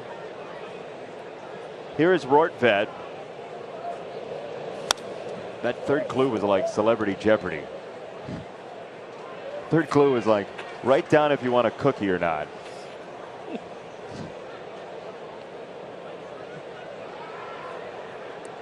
Lance Lynn, 76 pitches as he completes his second run through this order. It's not all that easy to throw when it's raining and consistently raining. Why is that, Uncle Steve? And one of the big reasons, even though the mounds are great in the major leagues because they're basically a clay base, your foot is going to slide a little bit, especially as the rain gets a little more insistent. And because you need pinpoint control to pitch in the major leagues, if your foot slides at all, you're not going to have that pinpoint control. That's why they put that little thing in back of the pitching rubber where you can wipe the cleats off. Doesn't work great, but it's the best they have at this point. What we got. That's what you got. Technology we got. Here's a rise for ball one. What would you think about pitching back in the day when they didn't have all that many baseballs and they'd use the same ball for as long as they possibly could in the rain? I actually believe it's a great idea because you couldn't hit those out if you stood at second base. They have a tendency to get a little softer.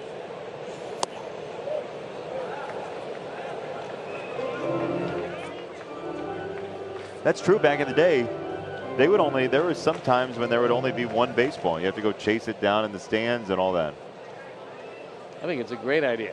As you can see, the mound is getting a little bit chewed up, and it's really not the most comfortable to pitch. It's a pretty good pitch, and he didn't get the call.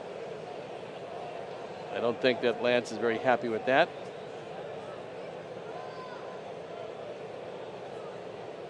Rise seemed confused. There you see the footing. You try to dig in and make sure that that foot gives you some stability. Rio take.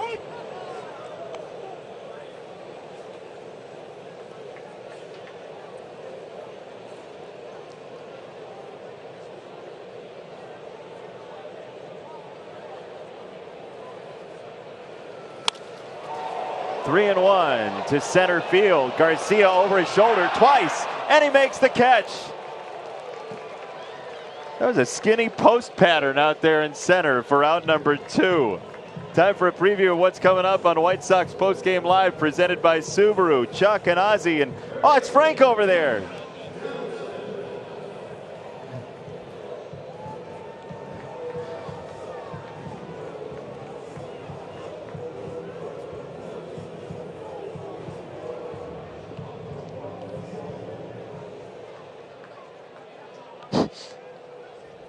It's Ozzie. Sorry. It's you, isn't it?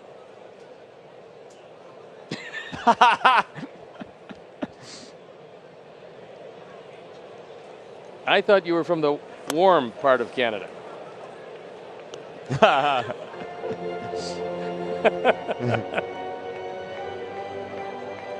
Thank you.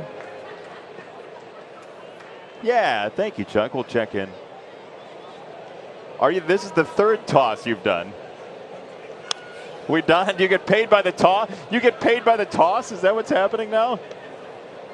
Chuck Garfien, ladies and gentlemen. Hi, Ozzie boys. Guillen, Frank Thomas. See, it's been a pleasure. Chuck gets paid by the toss. Is Frank Canadian? No. I think you're grounded from Sox Files. You're not helping anybody. 1-1 from Lynn to Donaldson. There's that cutter away. That was a pretty good one. That one just off the plate, and Donaldson barely tipped it. Most of the cutters from Lance tonight have not been strikes, so he doesn't have the pinpoint command that he normally has, yet he's here with a 3-run lead. He's given up just the solo home run to Sano on a backup slider last inning.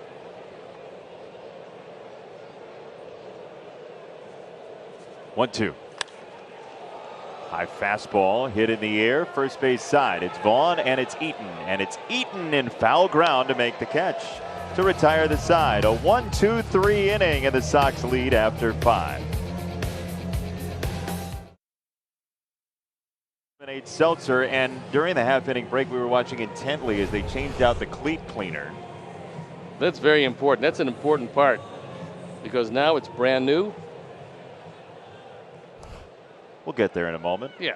First, the crowd. We want to see some upper Midwest folk. Good night for the Flowers. Speaking of, Tyler Flowers announced his retirement this past weekend. Well, then it was a good night for the Flowers. Leori almost knocked himself over with that swing. Tyler had a nice career. And they take out the one that has been there for the entire game, which is getting a little clogged at this point.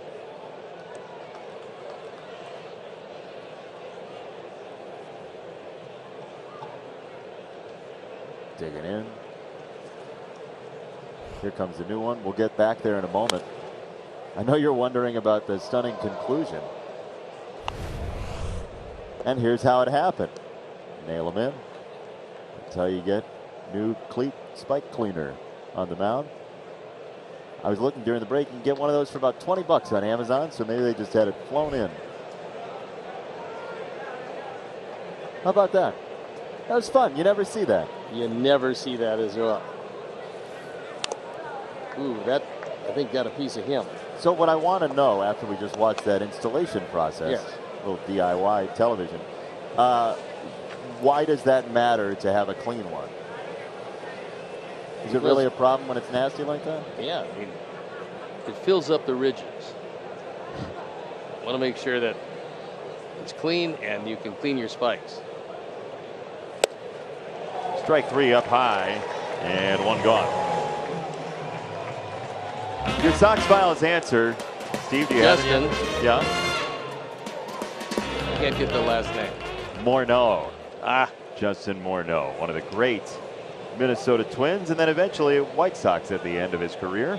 Well, he had a very nice career, too. The back problems plagued him late, but he could get it done. Mauer and Morneau, along with Kadire, they were pretty good. Justin Morneau ended up, he was from British Columbia, New Westminster, British Columbia. He ended up playing 14 years, 247 home runs, the MVP year in 06 when he wasn't an All-Star.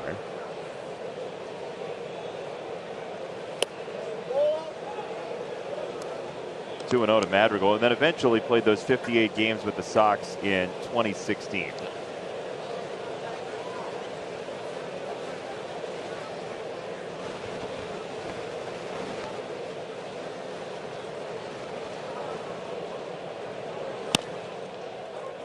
To third, Donaldson off the ricochet, isn't going to get him. And Madrigal is safe on what you'd imagine might be a base hit, as Donaldson had some tough footing. Yeah, I'd like to see it be a base hit for a couple of different reasons. Number one, it's usually a tough play anyway, but with the wet infield and the skidding baseball, and when you do try to corral it, the baseball is wet.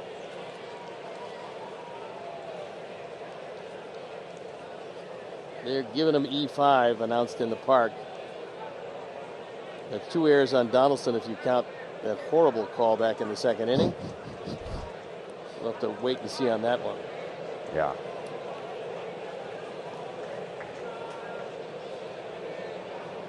He took a spill there. Yep. With the rough track there for Donaldson. It's getting harder and harder to see, and you hear the wind picking up on our microphones. Is that the wind? Somebody's attacking our microphone.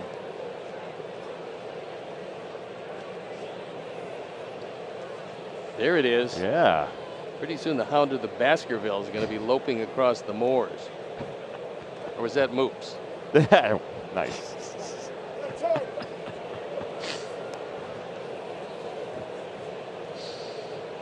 Outstanding.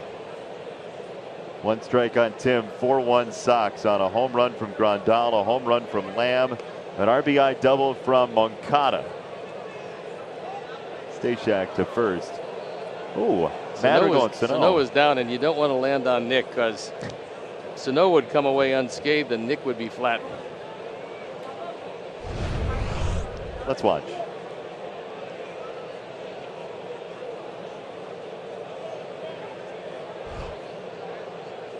Tim gets a good fastball in. This could be his first hit of the night. Coming in. Way too far in. 1 ball, 1 strike. We try to bring you the small details of baseball. So you see the cleat spike cleaner installed. But that's some of the maintenance that goes on in a rain situation, which has been a pretty driving rain, as you can hear, for the last couple of innings.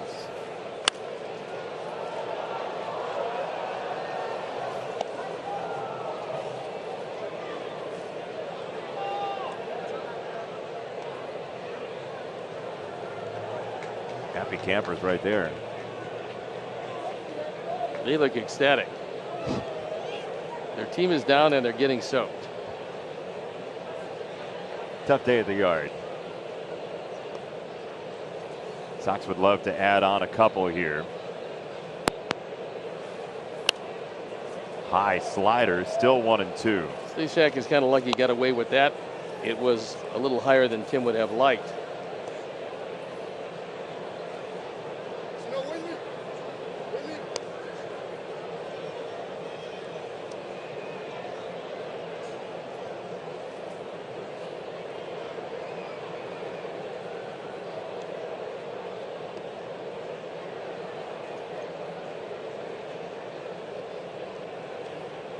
He came very close to balking there.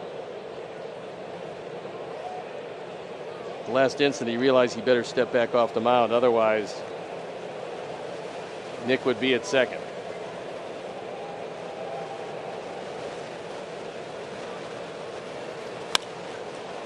It's a high fastball. Tim sends it to right center, and it's playable for Garlick. We have the perfect space for you and your group. Learn more about our private party areas and start planning your outing to the ballpark. For more information, call or text 312-674-1000 or visit whitesox.com. This has been quite the fun team that the Sox have prodded out at 10 games over 500.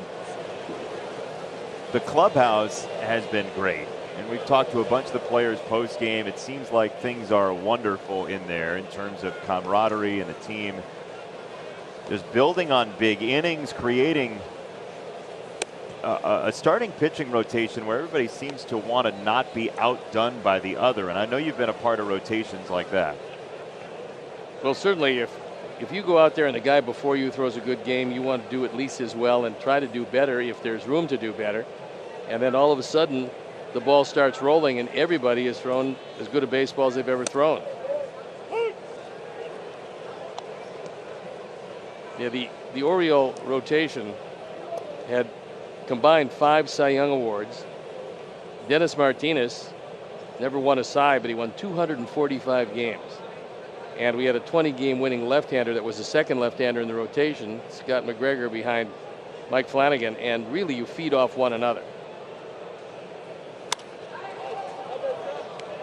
To left, and Larnach to retire the side. Sox leave a runner, lead 4-1, bottom 6. Come back with us.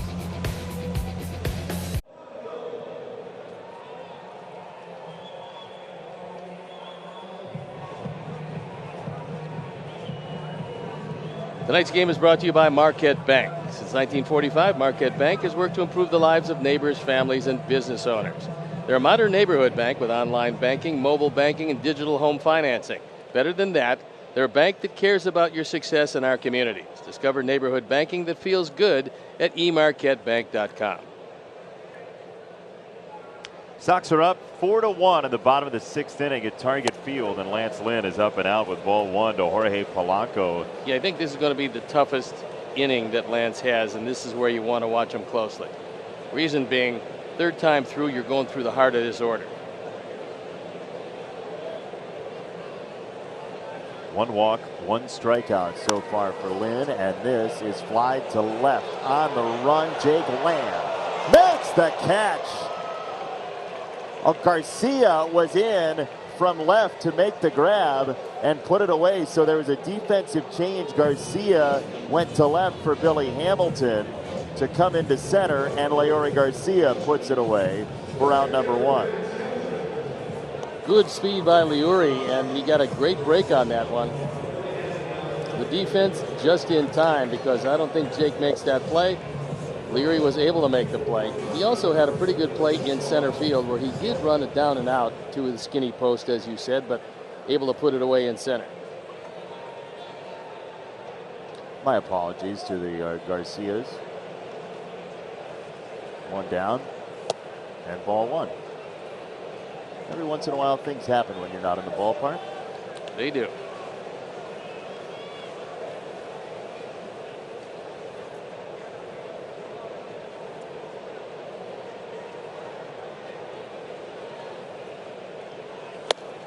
One ball, 1 strike.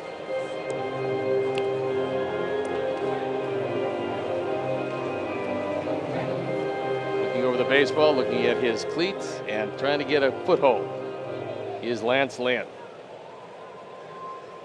Giving up only 3 hits so far.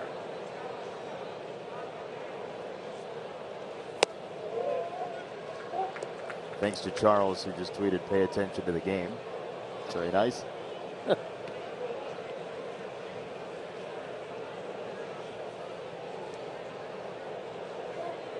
We can't wait to be back at ballparks whenever the opportunity is afforded us. That chance. That was a good fastball. Anthony's inside corner.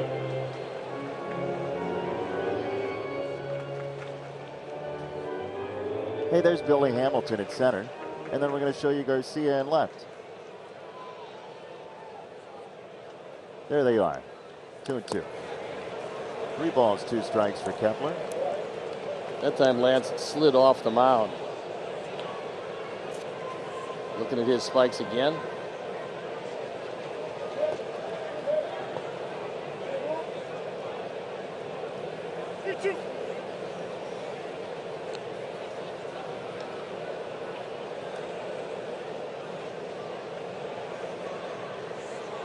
Three-two.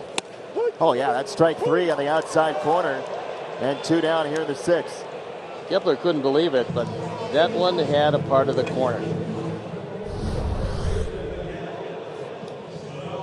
You can see it right there. The ball is right on the corner. A perfect pitch. This is his running fastball away. Diaz does a nice job of framing it, giving Jim Reynolds a good look, and that's a big second out ahead of this guy.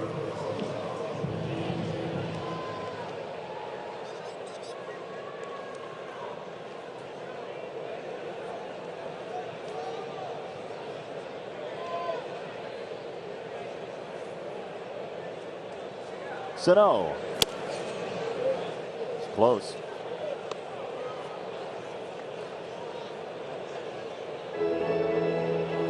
Twins bullpen up and going. Tyler Duffy getting loose. Field a very good breaking ball. Tough to get a number when they don't turn around and face you. Tell him, turn around. We apologize for all of the things that we don't see by not being in the ballpark.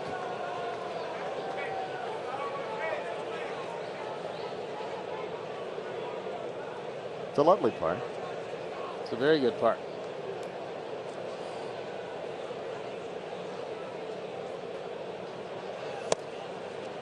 Strike 1 and 2.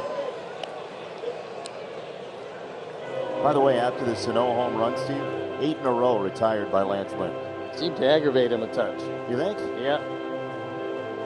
He doesn't make that many mistakes in the course of a ball game, and that's one of the reasons why he's as difficult as he is to beat, especially the last few years.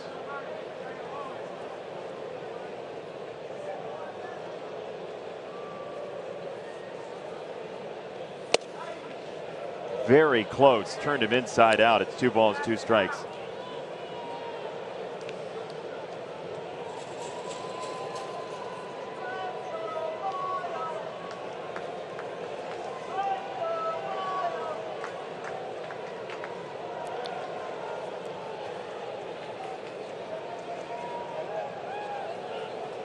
Two. Ooh, 3 and 2. Couple of them have been right near the edge. That's a good call by Jim Reynolds. This ball is off the corner.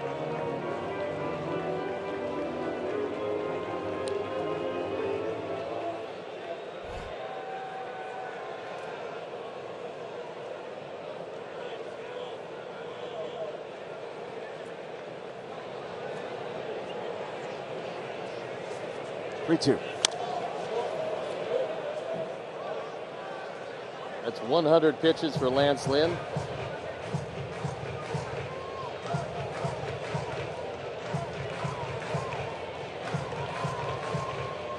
Very good performance on a night where it hasn't been easy for him.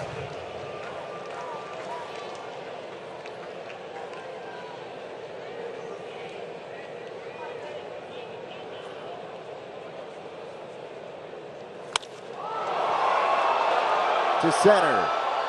Hamilton has no play, and Sano has gone deep twice.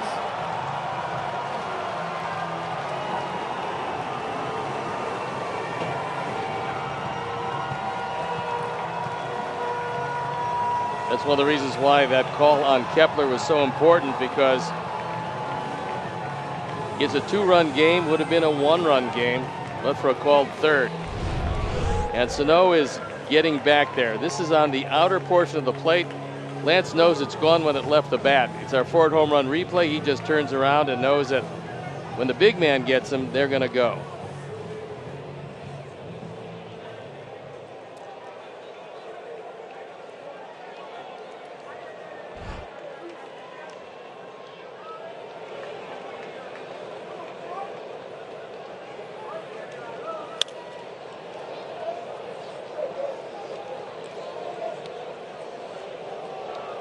Look, it's a good time to leave the Twins for a little while, because it feels like if Sano starts to get hot, I mean, he makes the lineup so much deeper with the injuries they have to Buxton and Kirilloff, and if Sano starts to really cook, they're a problem.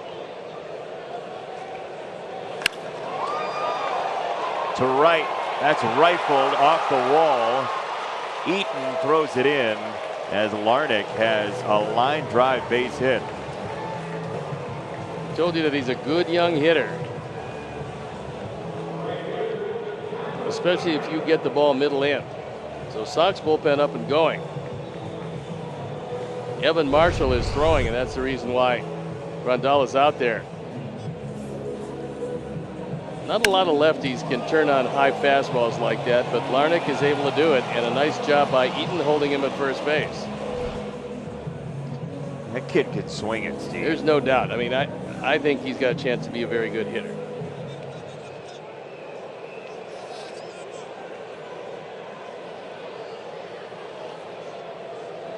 There is Evan Marshall getting loose.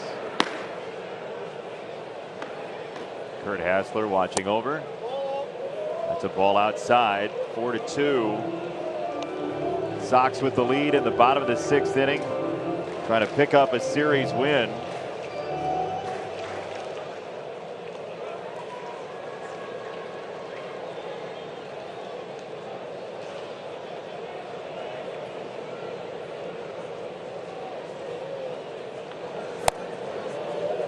Just straight away, it's 2-0 on Garlick.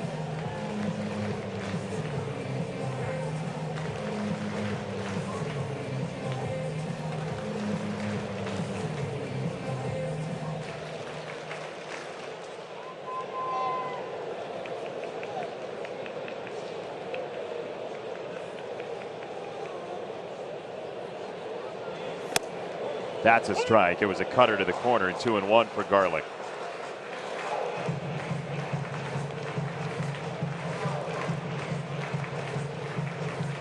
Good spot to keep it on him, because even if he hits it, not going to do much with it out there. There'll be another cutter, and he's trying to throw it in the same spot. Ooh, that was middle. Yeah, that was not the same spot. So that real pinpoint command that you're supposed to have, he just hasn't had it tonight. The 2 strikeouts would indicate that, but he's 1 pitch away from getting out of this, and with 107 pitches, he does not figure to go beyond this 6th.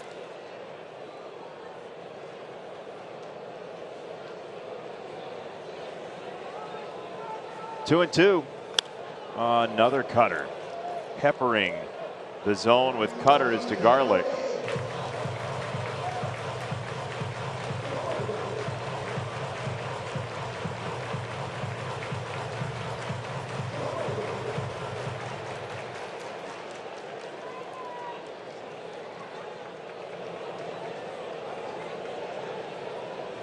Two and two coming. Moncada at third, the short way. Got the out. 5-4. And that will do it. Sox still have the lead. It's all here on NBC Sports Chicago and the My Teams app. Don't miss a moment this season, only on NBC Sports Chicago. Into a pitcher in the ball game, it's Tyler Duffy on for the 16th time. His ERA at 4.5. Control has been an issue. 10 walks in 14 innings. Sox could dearly use a run or two. You can see left-handers have really hurt him, and they're going through the heart of the Sox order, just as the Twins did last inning. So Duffy, the third of the Twin pitchers. Cody Stashak did enough to keep the Sox off the board. He walked a pair in the 5th, but didn't give up a run, and the error didn't hurt him in the 6th. So we go to the late innings between the Sox and Twins in a tight one. And we thank you for joining us tonight, wherever you might be. He's Steve Stone. I'm Jason Benetti, and that is Tyler Duffy, who will face Moncada, Mercedes, and Eaton here in the 7th. Lance Lynn, 6 innings. There you see Adam Engel on the bench. The hope is that he'll start a rehab assignment sooner rather than later. He's doing some outfield work, running in the outfield before the game yesterday.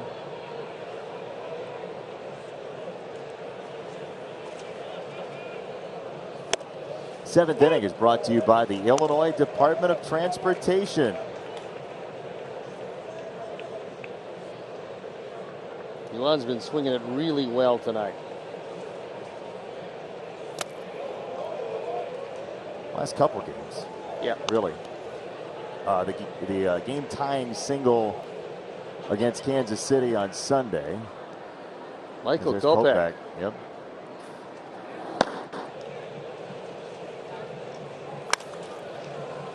To second, little juggle, and the throw gets there for a rise.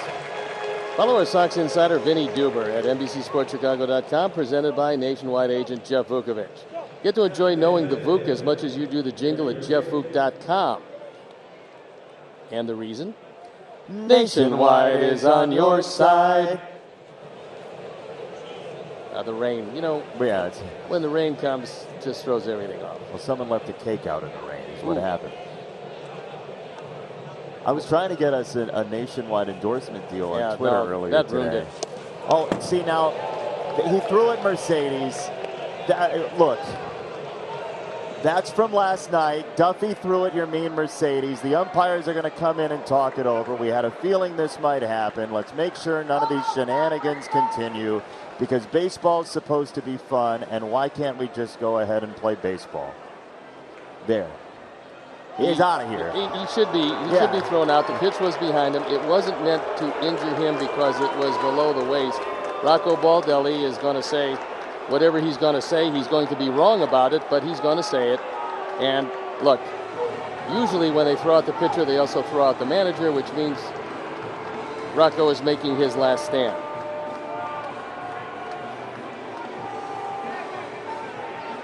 Tim's got some words for Duffy. Rocco's got some words for the umpires. Look, Rocco Baldelli's a good man. He's a good manager. Everybody that's watching this game knows what happened there. So whatever he's arguing over, we all know what happened there. It's from last night.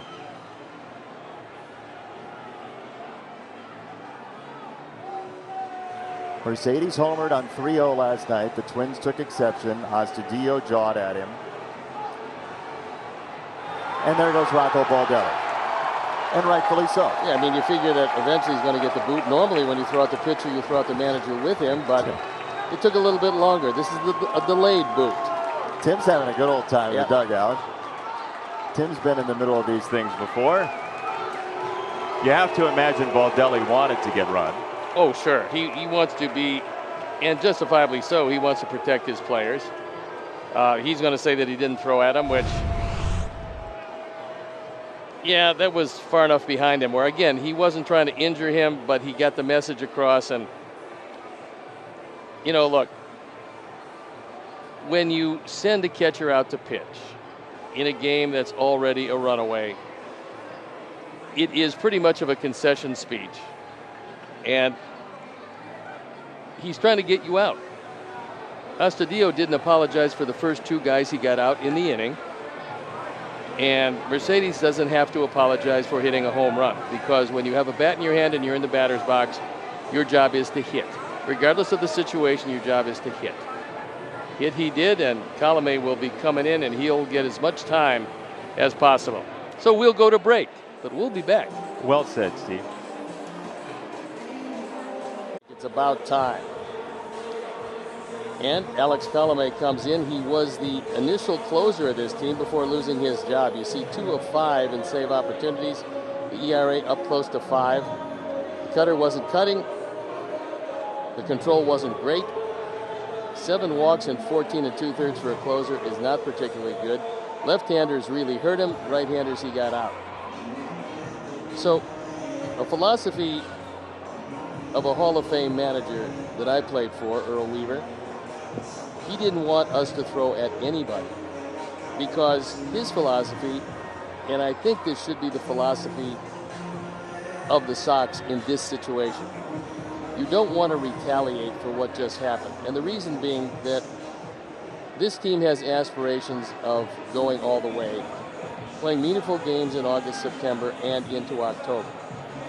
If you start to get in a beanball war with the other team, and you happen to have at this point of the year a better team than the other team, you don't want to lose any of your players that are going to help take you to where you want to get. The object first and foremost is win the game. That is the single object that every team has. You go out to win the game. Personal agendas and vendettas take second place to winning the game. And so let's hope that this is completely over from both sides.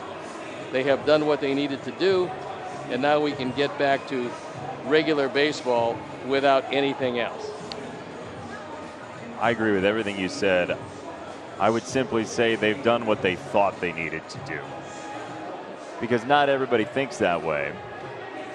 And in a game where there is no clock, there is no, well, we'll run out the last 3 minutes and they won't foul and that's the end of it. I know it's a little far-fetched to think that 15-4 wasn't a secure enough lead. 15-4 at the time. asking somebody to stop playing hard seems wrong to me.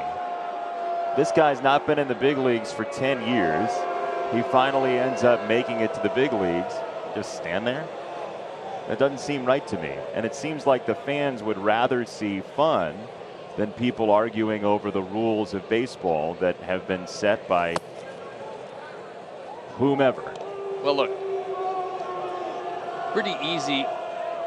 The guy on the mound is trying to get you out. The guy in the batter's box is trying to hit the ball. That's kind of how this game works. So if you go to the mound to get the hitter out, the hitter gets to hit you if he can. You get to get him out if you can.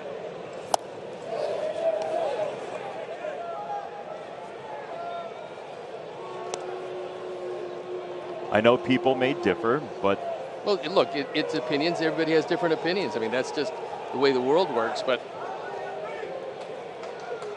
I want to watch people have fun playing the game. Well, I want to watch people have fun playing the game.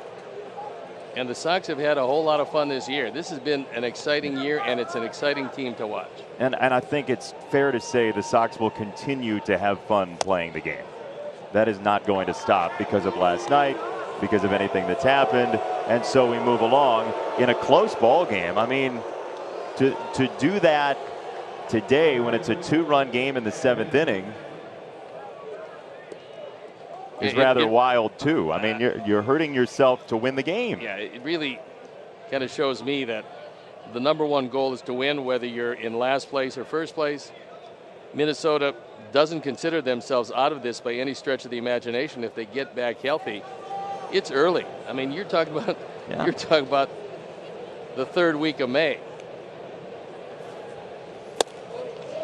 And it's a 2-run ball game, and now you wind up having to put a pitcher who was sitting out there doing nothing. Now he winds up walking Mercedes. If Yermin were to score, it would put a big dent in the Twins' chances to win this ball game. And the #1 goal is win the ball game. Always. Yep, should anytime you play.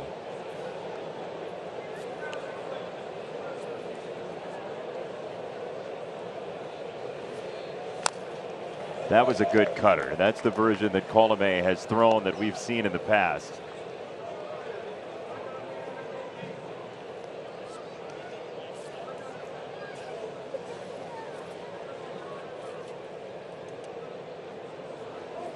Looks like the rain a little more insistent at this point.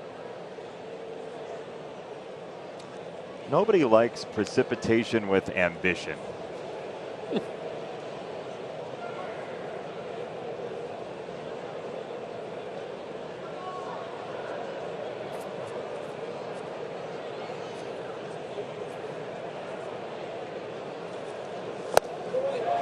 Cutter struck him out. 2 gone in the 7th.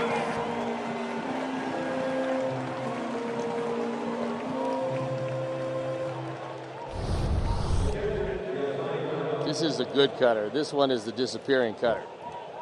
When he was dominating in the Sox pen, that's what Alex was able to do consistently.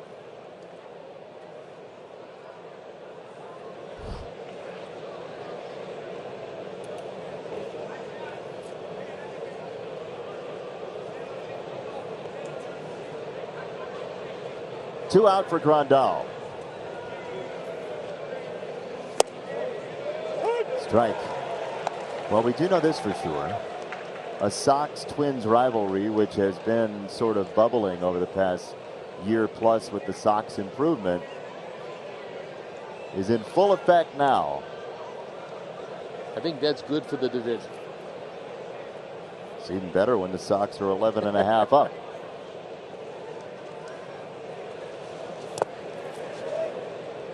Cleveland has jumped out to a big lead tonight over the Angels. It's 5-1 in the first. They got to Andrew Heaney for 5 runs in the first. Cleveland did.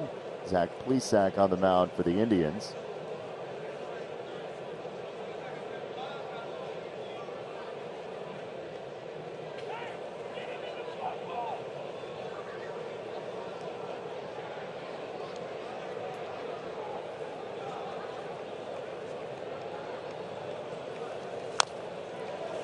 Chip foul, 1-2, another cutter from Colomé.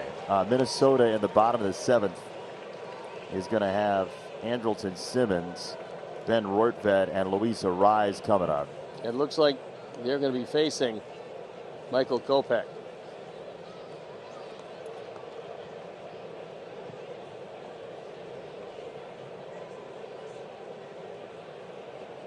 Saw Yermin Mercedes over at first base. He walked. Yasmani Grandal takes a ball. Yermin Mercedes earlier today said, look, I'm Yermin. I'm going to keep being Yermin. If I start to change that, then everything changes. I think that's the kind of thing that parents want to hear their kids say. Well, look, he's had a great start to this season, and he's one of the big reasons the Sox are where they are. Because when you lose both Robert and Jimenez, that's a lot of thunder from the lineup. You lost. Yermin has done a great job of trying to make up for as much of it as he can. 6 home runs, 25 driven in so far. He's been a pretty tough out. He's come through with some big base hits. And, you know, there's a lot of people that have contributed to where the Sox are at this point. He was, in spring training, one of the least likely to be this kind of contributor. And so he's going to enjoy every minute of it.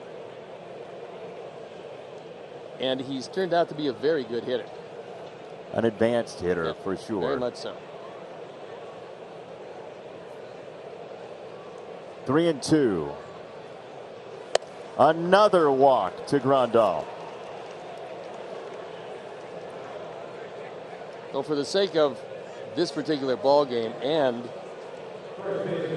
with the idea of damaging the other team to the best of your ability, a base hit here at the very least scores a really important run. And that Mercedes walk is charged to Duffy, because he threw ball 1 before he was asked to leave the ball game.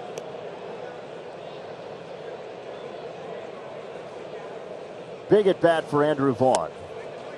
Good sign. He takes a first pitch cutter out of the zone. Well, you'd love to get Colomé in a situation where he's forced to throw a fastball to him.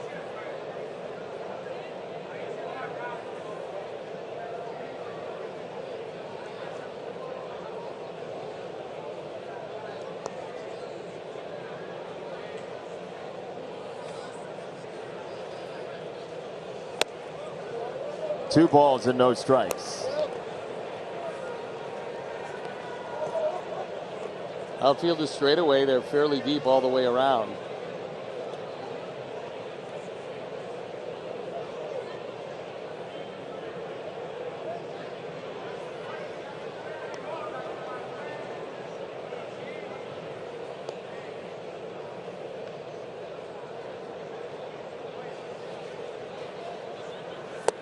Downstairs, 3-0.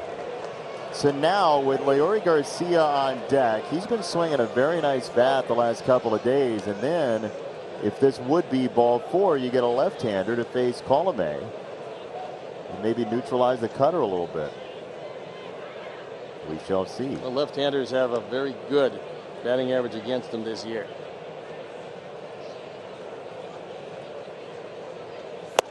.30 take.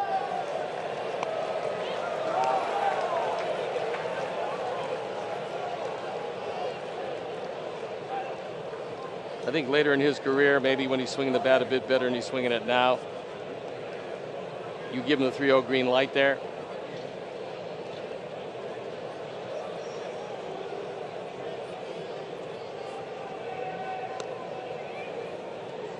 .31 cutter. I think it's a fastball. We'll see. It is a fastball, and it was pinpoint to the outside Yeah, corner. that's a perfect pitch at 95 right on the corner. Alex on his cutter depends on an anxious hitter swinging at a pitch out of the zone.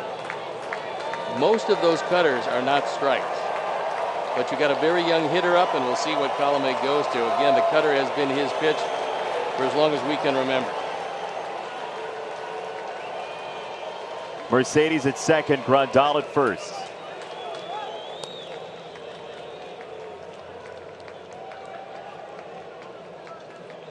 Set up outside on 3-2. And a fastball that was too close to take.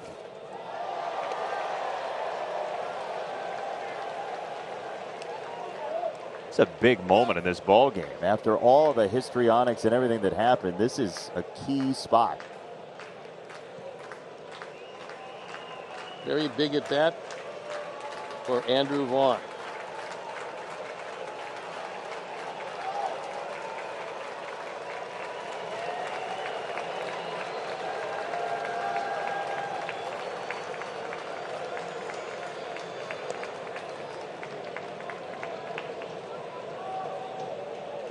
Three and two.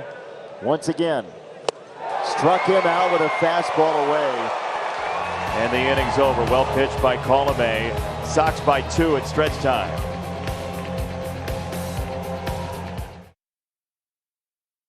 Mobile high-speed action, and Leary Garcia has been running pillar to post. Turns one way, turns the other way, and has the ball just land in his glove. It's a 40-yard touchdown. Turns out to be a very nice play.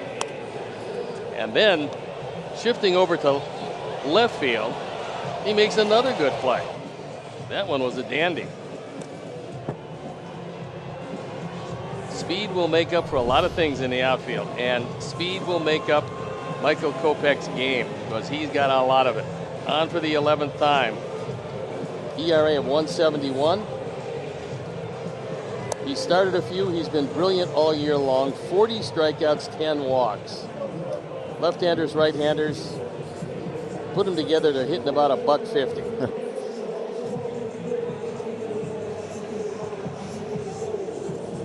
We mentioned this the other day, but I love what Tony La Russa said about Michael Kopech, that you try to avoid taking him for granted with what he has been to this White Sox team this year. Spot starter, virtually unhittable reliever at most points. Well, this is a tough outing for him. You're on the road. You're 2 runs up. And a bunt. Moncada's on it at third, and a very nice play by Yoan Moncada. Get Moncada moving, and he's going to make a terrific play. He charges this aggressively. This ball is just bunted too hard. And Simmons hasn't seen the 98 of Kopech. Fortunately, it was bunted hard, but look at all the wet. Look at all the rain that pops up. I mean, that came to him on 3 hops, and he got a very wet baseball and got it across in time. It looked like a good play. It turned out to be a great play. So 8 outs to get for the Sox, up by 2 over the Twins. Sox are 4-0 against Minnesota this year. And now the rookie Rortvedt takes ball 1. Between innings, they put a little, whether it's a drying compound, used to call it diamond dust, don't think they use that anymore, but a drying compound on the mound to make sure the footing is good, and Robles loosening up in the pen. That probably will be it for Colomé.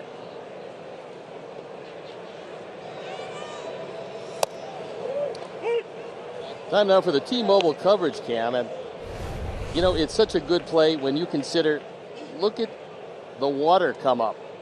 Every bounce, the ball gets wetter. He smothers it, gets it across in plenty of time. I mean, they could have used a cutoff man and still get it there.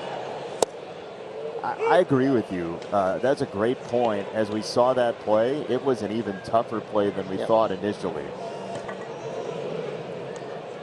Yoan's had a really good night defensively, and he's hit the ball well. And he's really picked it up in the absence of Jose Abreu. He knows that with a big bat out of the lineup, he's got to be a bigger bat and a good defender. Oh, how do you lay off that slider? 2-2. Tell you what, as you said, the Twins bullpen's working again, and that's a pretty well overworked bullpen. Was really important to throw at Mercedes, I guess, because this is a close game that you never know how long it's going to go. The Sox will take that and run with it to burn a guy, as this is in the air for left, and Garcia for out number 2. The MLB Ballpark app gives you the best experience at Guaranteed Rate Field. Buy Advantage game tickets, order your favorite food and beverages, access exclusive content, and much more. Download the MLB Ballpark app today. And by the way, 60% capacity starts on Monday when the Sox take on the St. Louis Cardinals. And an interesting possible pitching matchup on Tuesday to flag for you.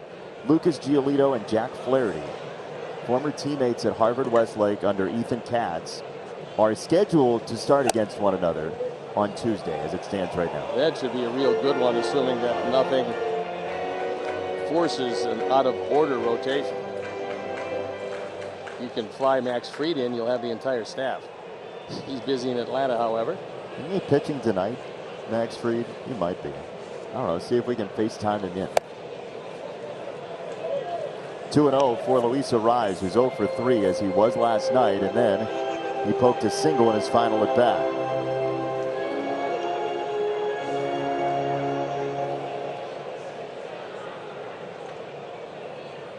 Max did not pitch tonight. Must have been yesterday. Or tomorrow. The day before. Or another day. There goes Arraez again. He's now 1 for 4 again. And now Donaldson will hit with the tying run in his person.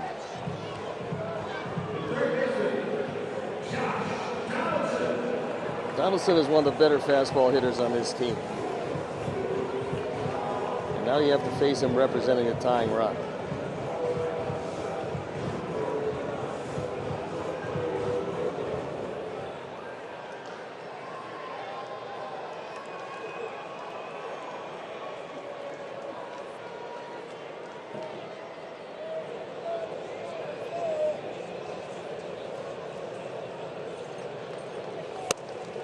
High fastball, 1-0 for Donaldson.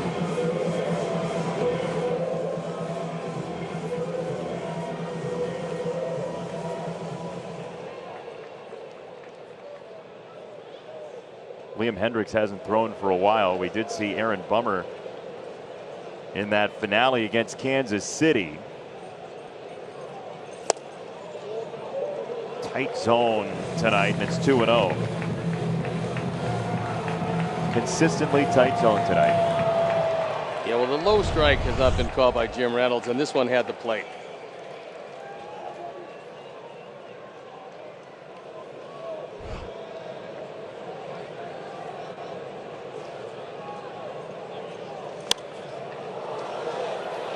Skyward and foul. It's 2-1 for Donaldson. Just seems like every time there's a pop-up foul, it never stays in the field of play. It always goes in the seats at Target Field. And Aaron Bummer loosening up. Is that like a 1990s television back there? Is it in black and white? It's a round screen TV. Match games on the next channel. 2-1. That's a strike. That was a knee buckling slider. Donaldson hasn't seen that from Kopech, and look at his reaction. Watch his knees. Ooh, knees buckle, and it's a strike. All right, after that, what do you throw here? I'd throw him another one. Same spot. Maybe outside a little bit more. Oh, that one spun in the zone. Michael knows he got away with it. And Garcia in left squeezes the final out of the 7th inning. Hope you enjoyed your dinner of your heart in your throat. Wow.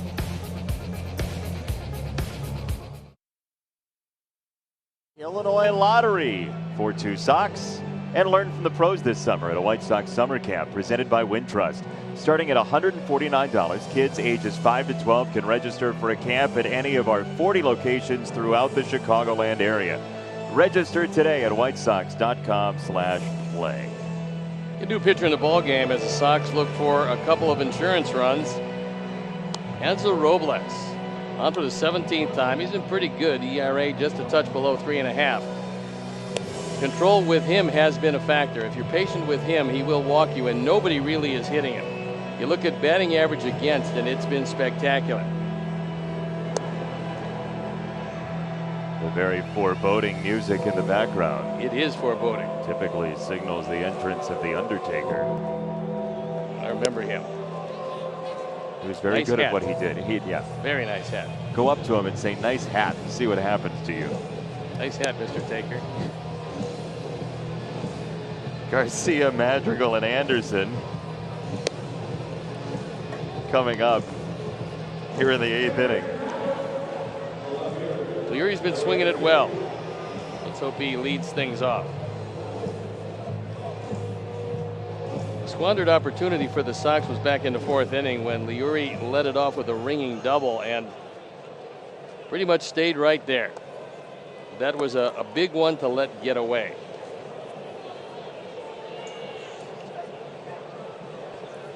In fact, the Sox have not gone down 1-2-3 this entire night.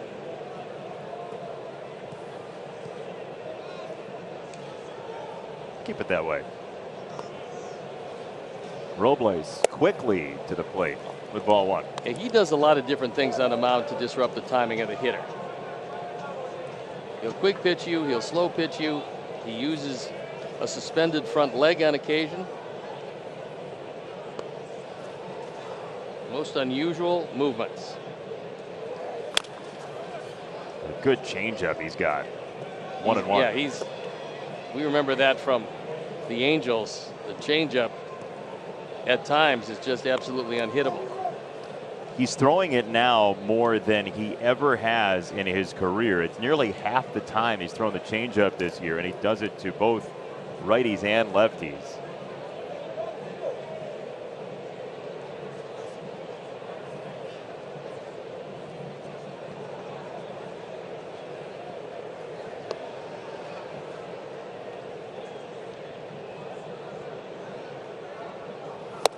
Perpetual motion from Robles. And a good moving fastball. That one was thrown pretty much at the right hip of Leury and then just came back over the plate.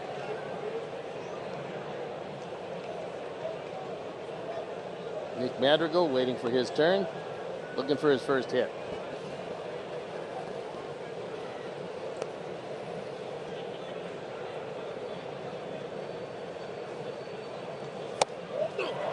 Fastball away, strike 3, and 1 gone.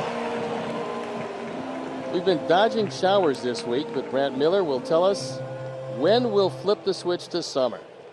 Brant will time out the warmer weather coming up at 10 or so on the NBC5 News. We hope it comes up at 10. I think it'll be a little bit later. You think they're going to get preempted because of our game? You never know.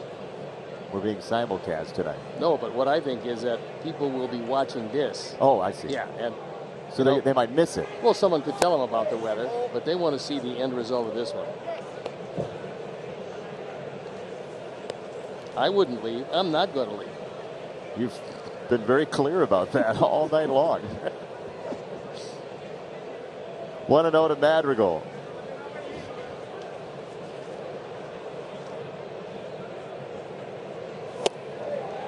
Fastball. Robles has really good stuff. It's always been about the command. Yeah, I mean, look, when you can throw 97, 98 consistently and you throw as many straight changes, which he doesn't tip off as he does, I'm wondering how that ERA is 3.5.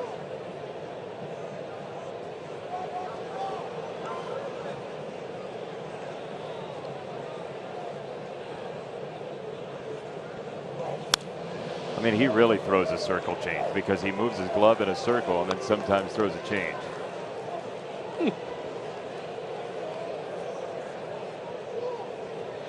Thank you for saving your courtesy laugh until the 8th. No, it's been a long night. 1-2 on Madrigal. Top of the order coming next, and Polanco, Kepler, and Sano in the 8th. That's going to be a big inning. It's really hard not to try to cheat a little bit to catch up to that fastball. That's when you really fall victim to the change. Well, he's at 99. He's thrown it real well.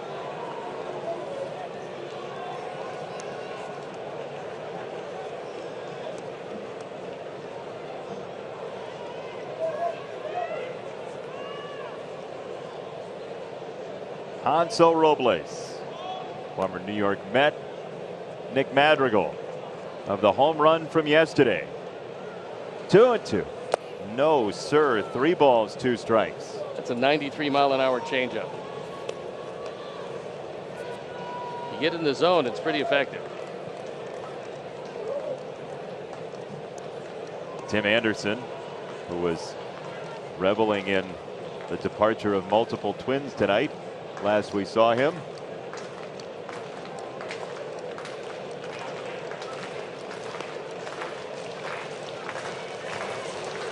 Robles 3-2 on Madrigal. Oh, that is ball 4 in a big way. Nick takes a walk. Tim's coming up at first. Time now for a message for Powering Chicago. Do you have electrical work you need done at your home or business? Visit poweringchicago.com and click the Find a Contractor button. On time, on budget, done the right way every time. Powering Chicago, IBEW Local 134, NECA, Chicago. He's Steve Stone. I'm Jason Benetti, and we thank you for joining us for White Sox baseball. Always a good time here on NBC Sports Chicago. We don't know about the footing between bases, but this is a nice combination to run against because Robles is a hard pitcher to handle. Between fastballs and changeups in the dirt, and it's going to be a changeup coming. This is a good running situation.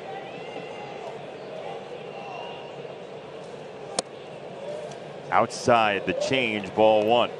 Again, we just don't know the footing. I mean, if the footing's a little tacky where you're not going to get a good start, then obviously it's best not to run. But Nick's getting a good lead at first base. And a throw over there. I mean, there's nothing that says Sano couldn't just stand there all night. Keep the ball on him in case he even thinks about getting off the bat. Or falls asleep.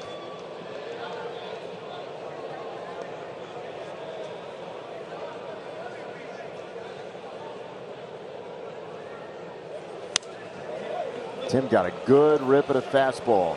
Yeah, that's probably the best swing Tim has had tonight. He's 0 for 4 coming into this at bat and took a good healthy cut on a fastball right down the middle.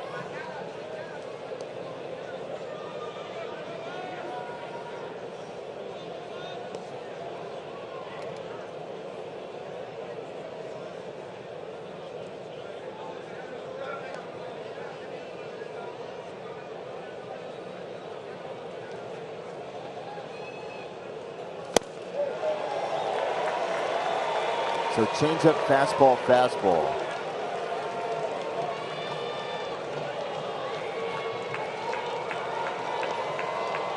Billy Hamilton on deck. Sox without Jose Abreu in this series after his ankle swelled up on him post slide to win the game on Sunday. 16 runs yesterday and a lead of 2 in the 8th tonight.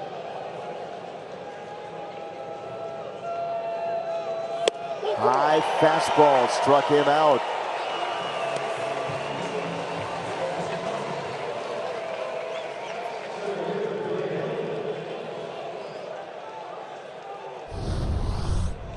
Just climbed the ladder with him and took it up and out of the zone. And threw the fastball by him.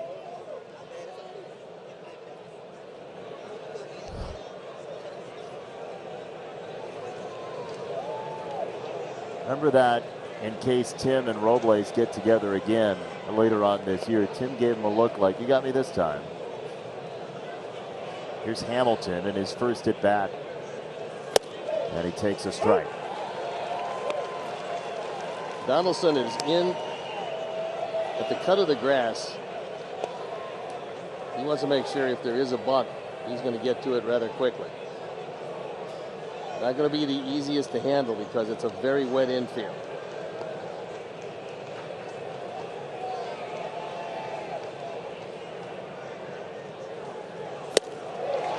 Changeup 0-2.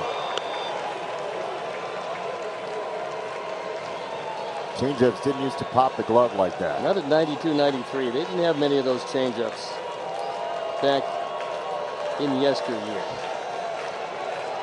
Or any year before about the last 5 or 6.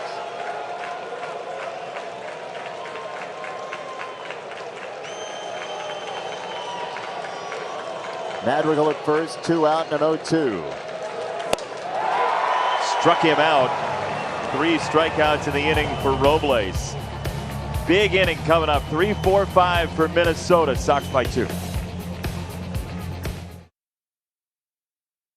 4-2 Sox, bottom of the 8th inning, and we invite you to experience the all-inclusive Guaranteed Rate Club. This private club includes in-seat service, parking, and unlimited food and beverage. Ticket packages start at 20 games, include flexible payment plans and postseason options. For more information, call or text 312-674-1000 or visit whitesox.com. Aaron Bummer comes in the ball game for the 18th time. ERA a scant 1.17. 19-7 on strikeouts and walks. And Tony La Russa wanted to turn around Polanco from the right side and then deal with Kepler before he gets to Sano. A lot of incentive to retire the first 2 before you deal with Sano, who's hit a couple of home runs tonight. Was close, right to the edge of the zone, ball 1. No, even though Polanco actually jumped back, that was in the strike zone.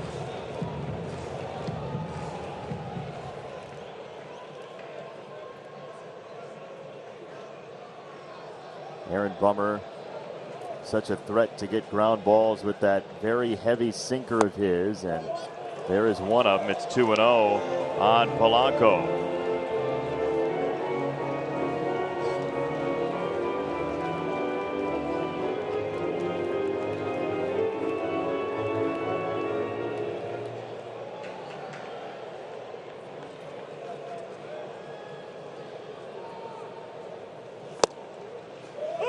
Easy for a strike, 2-1. Cleveland's up 5-1 on the Angels in the top of the 4th. Kansas City and Milwaukee are scoreless into the 8th. That is Brandon Woodruff against a host of pitchers for Kansas City. 3-1.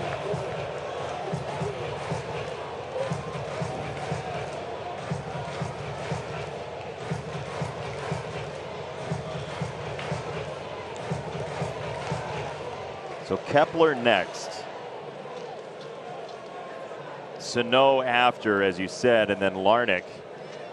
Be interesting to see if Larnach would hit for himself, as that is inside for ball 4 and a leadoff walk for Polanco.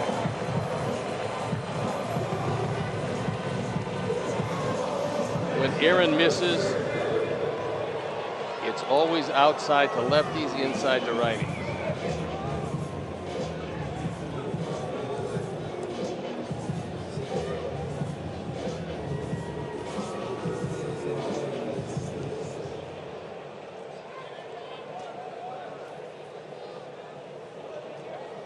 Kepler.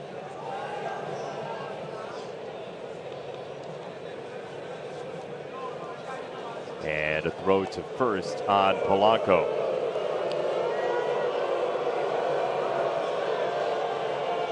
Kepler does not give you many ground balls. He's well below the league average. But if you're going to hit a ground ball off anybody, it's going to be Aaron Bummer with that heavy sinker.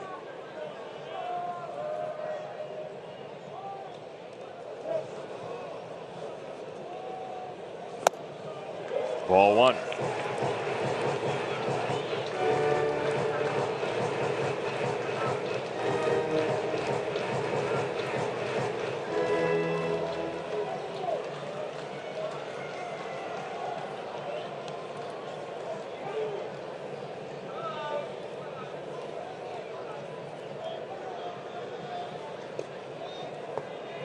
Polanco at first.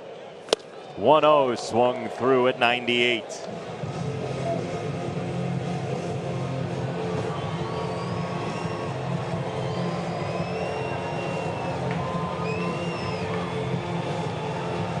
Aaron Bummer's sinker was one of the toughest pitches in baseball to hit in 2019. When he's got it going, I mean, when it has good rotation, if you hit it, you're going to hit the top of the baseball, and you're not going to do much with it. 1-2.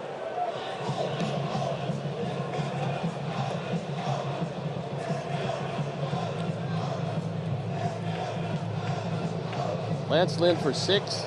A couple of runs on 5 hits with just 1 walk and 2 strikeouts. Michael Kopech for an inning with 1 hit, no runs. Turning it over to Aaron Bummer. Off Grandal, Polanco to second.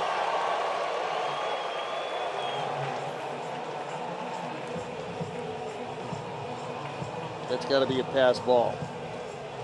You know the slider's coming, and I don't know how you try to catch it backhand.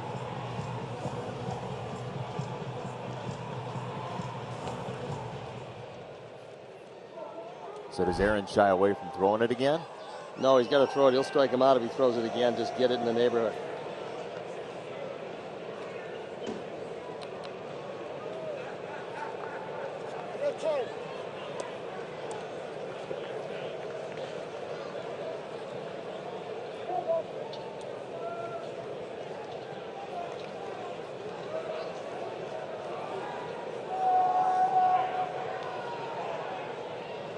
Two and two. Checked his swing. Did he go? Yes, he did. Strike 3. That was a strikeout slider, and Kepler had no chance. If that's in the neighborhood, he's going to take the walk back to the dugout. But now you got a big problem in Sano.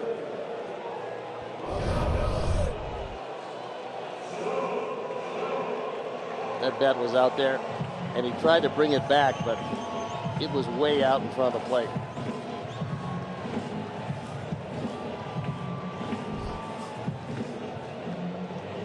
So it's Miguel Sano, who's had maybe his biggest night of the year so far with 2 home runs. You can get him to beat it into the ground. It's going to be a relatively easy 2.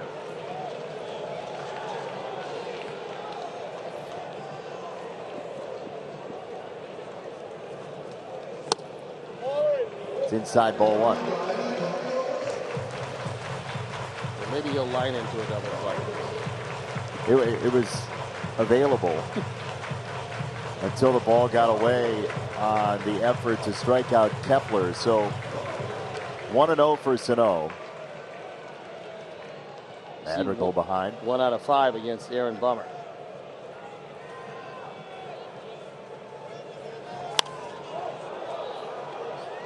Might be the best pitch he sees this sequence. He does not leave anything to the imagination in his swings.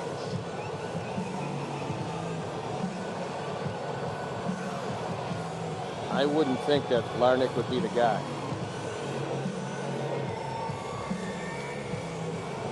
Sox bullpen is up and going, however. Well, it's been days since we saw Liam Hendriks.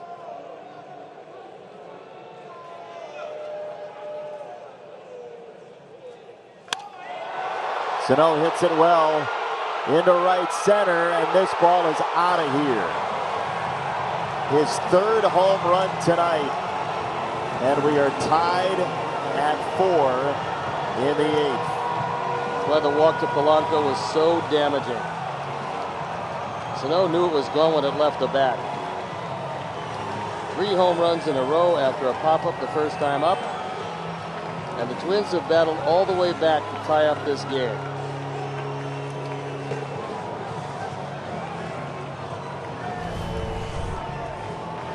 Ford home run replay. There's very little sink on this. It's a fastball right down the middle, and Bummer doesn't even have to look. He knows where it's going, and it's not going in a good place. It's the first home run Aaron Bummer's allowed since September 6th of 2019.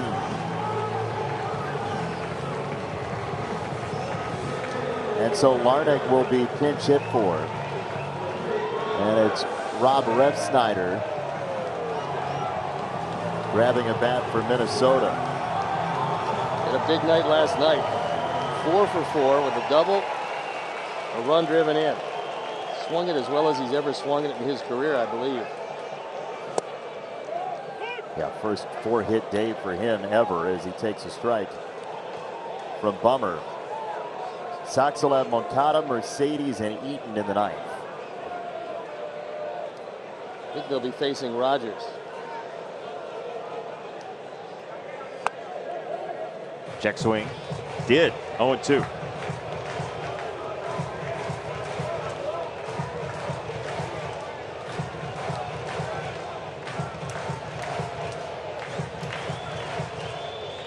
Aaron's looking off into the distance, angry with himself on a ball that got up and out. Slider fouled away.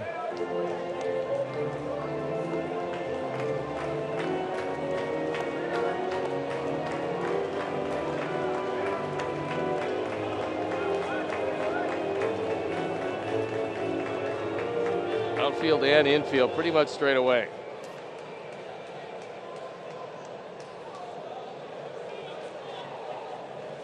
Two strikes to Ref Snyder. Another slider.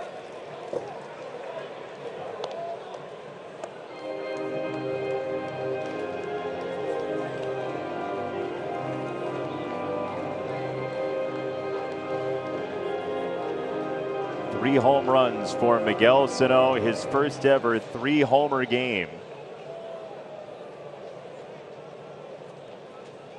Aaron Bummer outside with a sinker.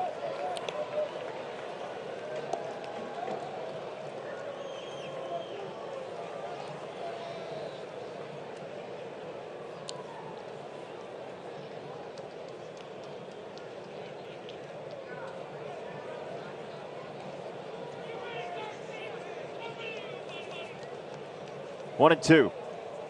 Struck him out on that slider. 2 down, and we get a preview of what's coming up on White Sox Postgame Live, presented by Subaru. Frank, Ozzie, Chuck.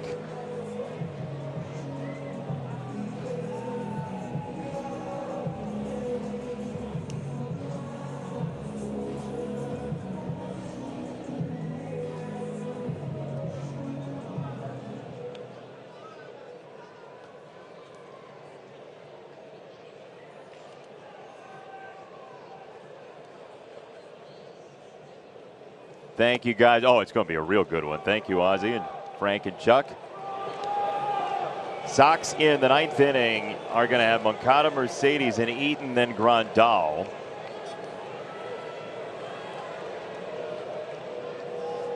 Liam Hendricks is up and loose for the Sox. This is on the ground. Tim scoops it up off the wet turf and fires for out number 3, but we got a level game at 4 going to the 9th.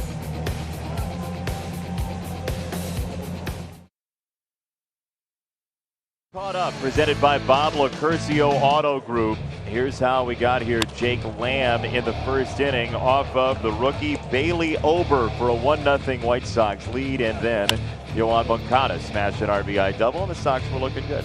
Seemed like yesterday this happened, but it was the beginning of this ball game. Things look good. Sox took a 4-0 lead. Ronnie Grandal with a 2-run homer. All was beautiful at that point. However, Minnesota came back with this guy, Miguel Sano, with a home run to left. That made it 4-1. Miguel Sano, a home run to center. That made it 4-2. And then this off of Aaron Bummer, opposite way.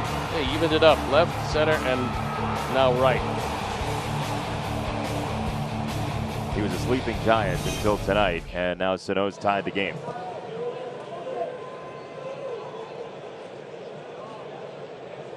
Taylor Rogers comes into this on for the 14th time. 2 out of 4 in save opportunities. He's pitching for a decision here. Rogers, in 4 of his last 5 outings, has given up at least a run. Let's hope that trend continues. High strikeout rate for Rogers. Sinker, slider combo. It's a called strike, and it has not been a strike most of the night. No, that ball actually was down and out of the zone.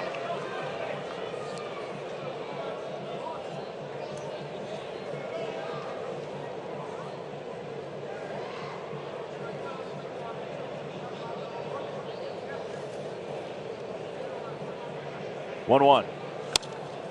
Moncada fouls it away. 1-2.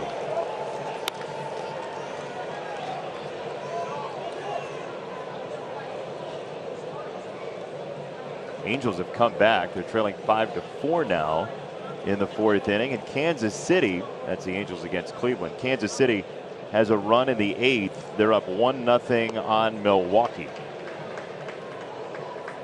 The Lorenzo Cain Bowl. Inside, 2 balls, 2 strikes on Moncada. A couple of years ago, Rogers saved 30 games. ERA in the mid-2s. He appeared in 60 of them. Last year, very good year also. 9 saves, 21 appearances in a 60-game season.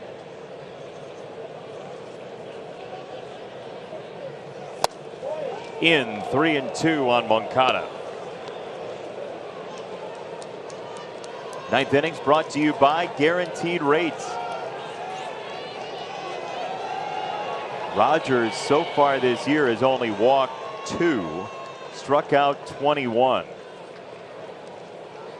This 3-2 is grounded foul. Too close to take. That was ball 4 out of the zone, but the low fastball called earlier in the at-bat necessitated that Moncada go after that one. And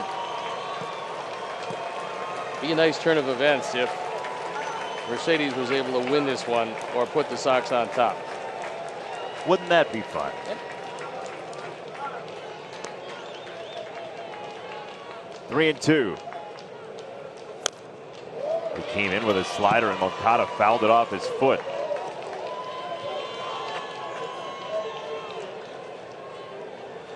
Jim Reynolds giving some time for Moncada to get the feeling back in his foot.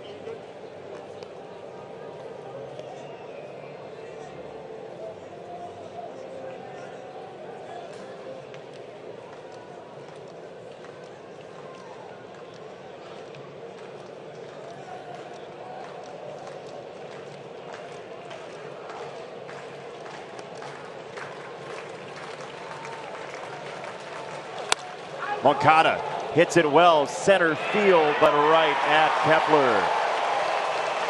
That's the second time tonight that Ioane hit it right on the button, only to find Kepler right in front of it. He lined out in the 5th inning also and hit the ball equally as hard.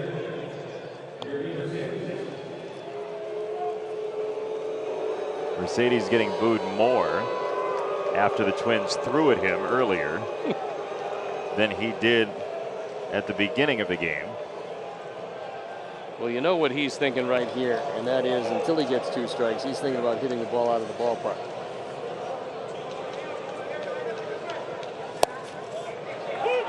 Strike.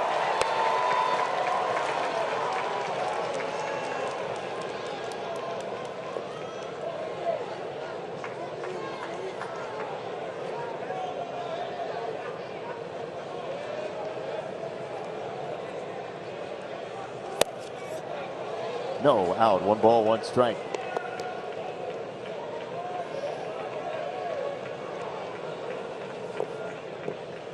Minnesota in the home 9th. Simmons, Rortvedt, and Arise to face Hendricks, you'd assume, depending obviously on how this inning goes.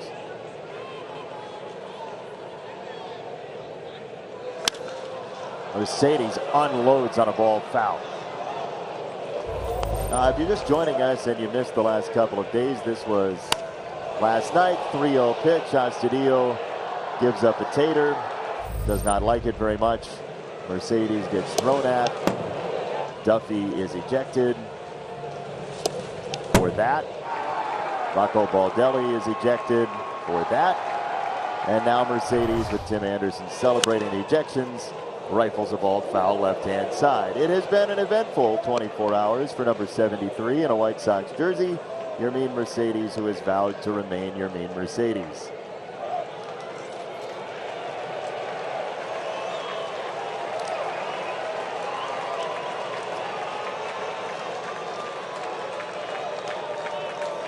One and 2. In the dirt, 2 balls, 2 strikes. Everybody's a little extra punched up with Mercedes at the plate. You can hear in the crowd, you know he wants to do something here. There's no doubt there. He is bearing down to this at bat. He does want to make sure, however, he gets a strike.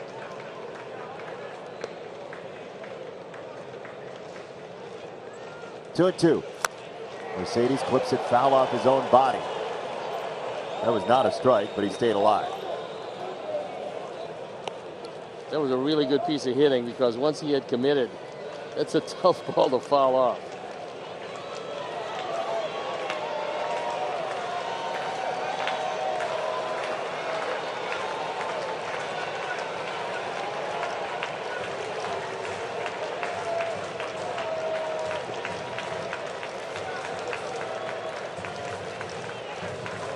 Two and two. Mercedes goes after it and punches it through the right-hand side. 2-strike base knock from Mercedes to bring up Eaton. That's just a great piece of hitting. Take a look at a tough ball to handle because this one is low and away. It's probably out of the strike zone, but he doesn't want to take it. He just punches it through the right side. Well, that's just an outstanding effort by a guy who really understands how to hit.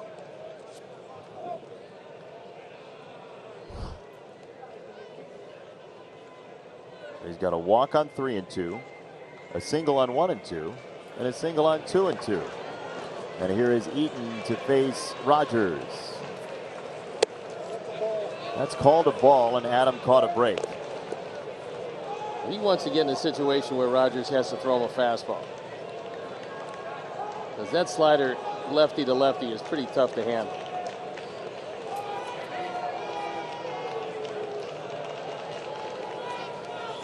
That's a strike, 1-1. He's going to keep spinning the hits, it looks like. You would think so. Sox on the bench have Zach Collins and Danny Mendick. Jose Abreu wounded with the ankle a couple of days ago, not available for tonight, but not on the injured list either.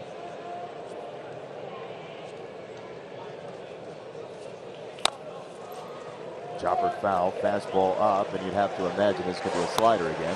You would think so. That ball was up and out of the zone.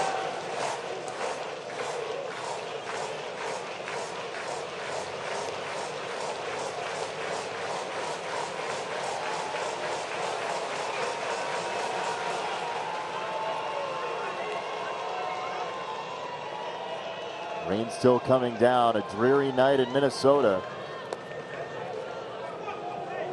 1 and 2 for Eaton. Mercedes at first. Eaton lines it foul left side. Threw him a fastball and he was able to fend it off.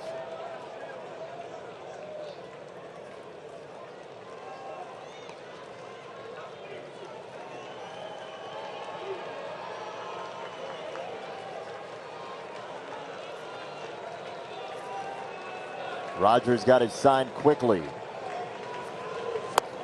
It's a slider for the 3rd strike and the 12th strikeout for Twins pitchers.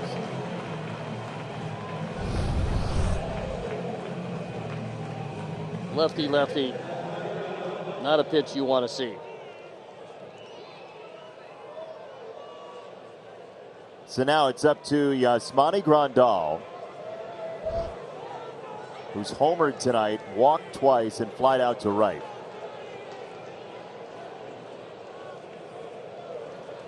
Outfield playing deep for Yaz, who takes a strike.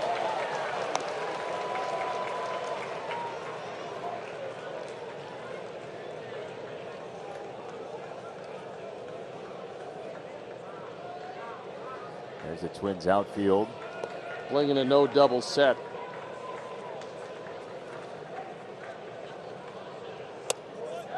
Tight slider 0-2. You get about maybe 10 to 15 feet deeper than normal so that anything in a gap you can make sure that Mercedes doesn't score from first base.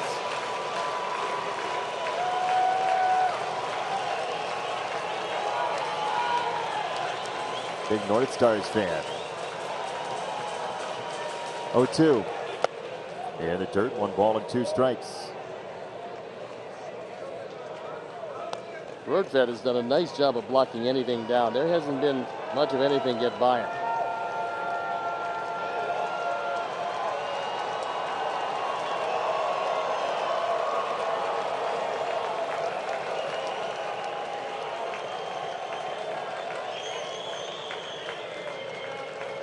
It's only got 2 pitches.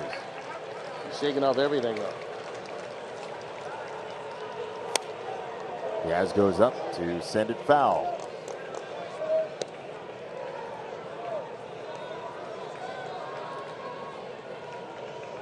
A weather-beaten night in Minneapolis. Tied at 4. The Sox were up 4-0. Minnesota has 3 Miguel Sano home runs, and Mercedes would love to come home and give the Sox the lead here in the ninth. Tipped off of Rortvedt. Well, the folks briefly thought that was strike 3. They were actually holding on hope for quite a while. They didn't see the ball trickle away.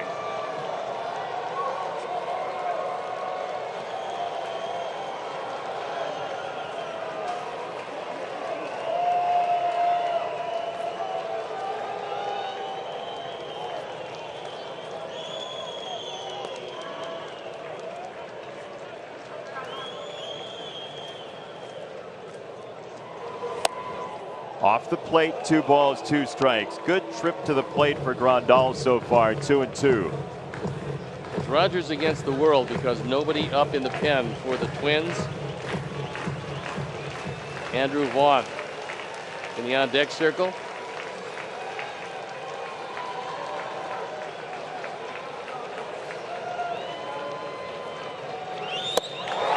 Nasty slider, kept fading inside. And Rogers has wound his way through the ninth. Hendricks will try and keep it at 4 next.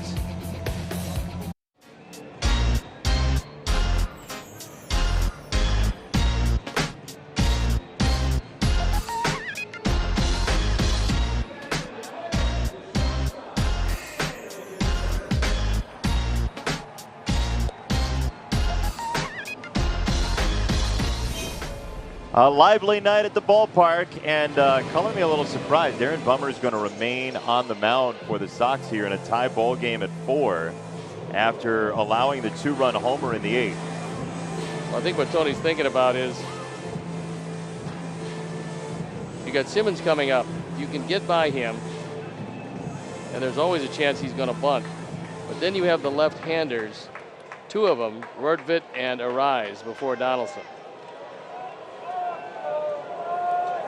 See how healthy Garver is, or if you want to go to Astudillo, take down Rortvedt. Got to assume Nelson Cruz is in play somewhere here in the inning as well. Could very well be. If you bring in Cruz, you do have to play 2 for 1 because he's not going to play defense for anybody.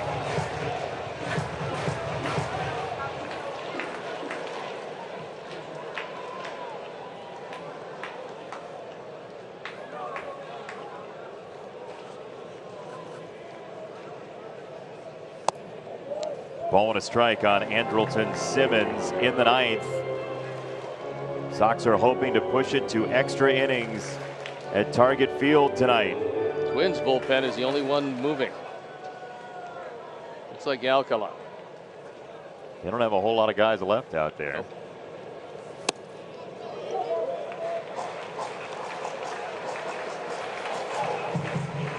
It's only Alcala and Thielbar remaining by my count for Minnesota.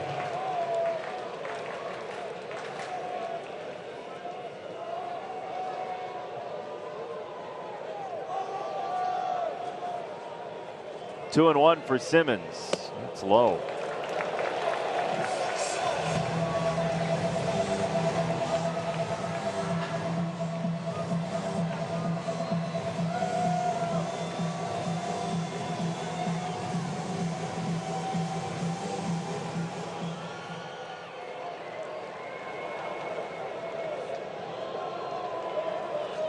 Three and 1. Winning run is on for Minnesota.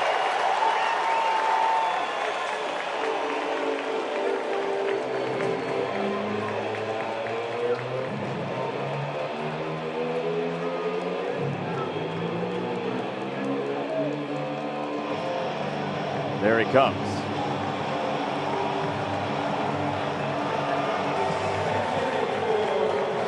You go Hendricks here? I'm really surprised they're using Cruz here in this situation. Yep.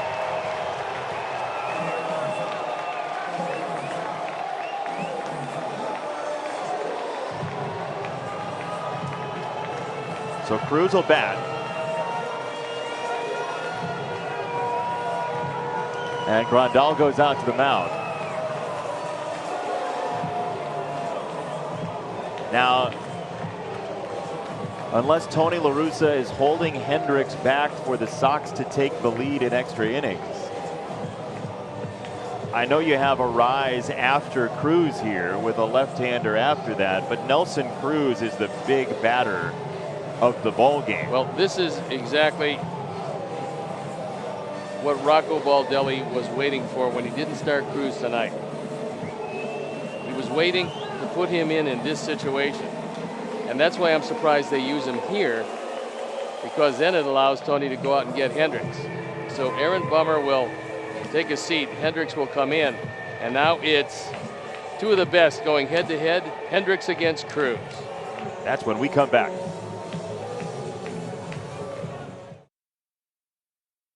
Our Lakeside Bank call to the pen is the closer. On for the 17th time. ERA of 2 3/4, 26 strikeouts, 1 walk. He's going to face one of the real good fastball hitters in baseball. 40 years old. Nelson Cruz been sitting all night to wait for this situation.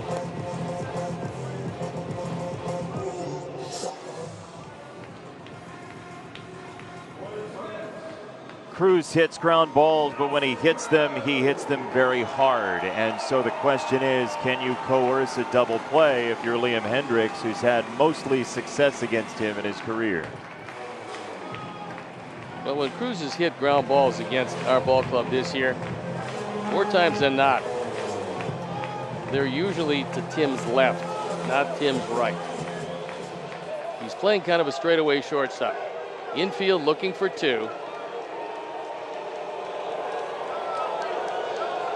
Hendricks and Cruz, here we go. Inside, ball 1.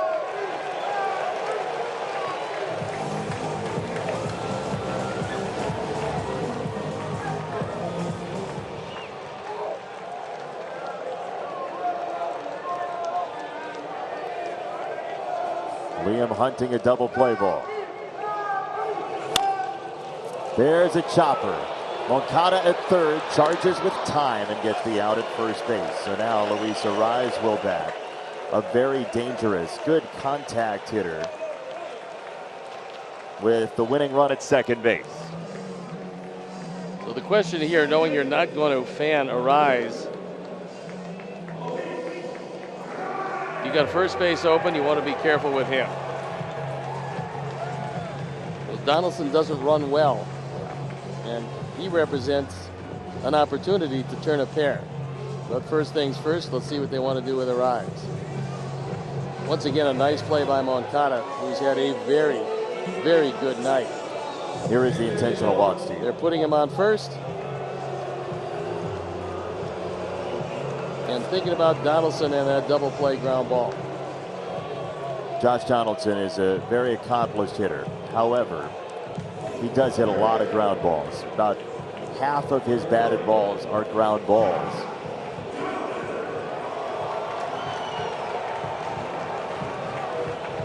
So the leadoff single for Simmons against Bummer. Then Hendricks comes in to get the out on Cruz. Arraez intentionally walked. And the Sox would love to push this to extra innings on a double play ball from Donaldson. There is Andrelton Simmons. The prospective winning run for Minnesota. Ball 1. Hendricks working on his footing, and he is angrily kicking dirt. I told you that a really wet night, footing is a problem. And he's not going to trust the dirt remover. He's doing it himself, the old-fashioned way. A little elbow grease. You can see there's a lot of dirt in those cleats.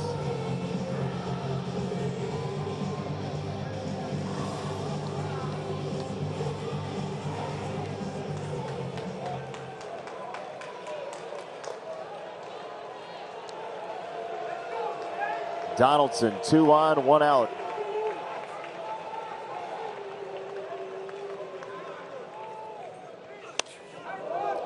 High fastball fouled away, 1-1. Interesting ball game tonight. Sox were up 4-0. Minnesota on 3 home runs from Miguel Sano has tied the game into the 9th.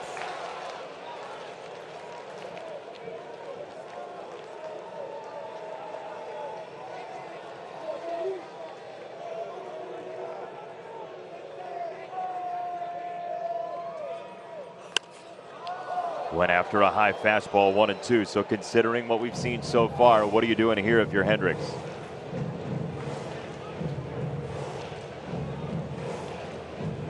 Well, he hasn't showed him the slider yet. Probably a nice time for it. Are there spikes there still? Just barely.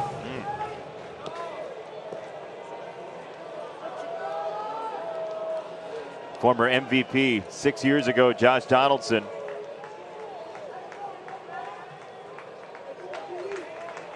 Against Liam Hendriks.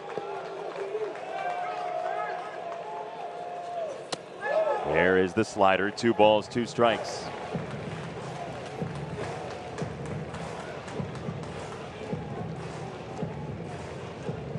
Go there again. I've seen Donaldson in an over-anxious situation expand his zone.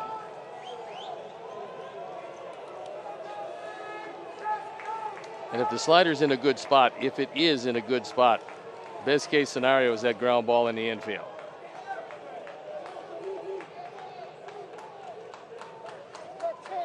Time called by Donaldson.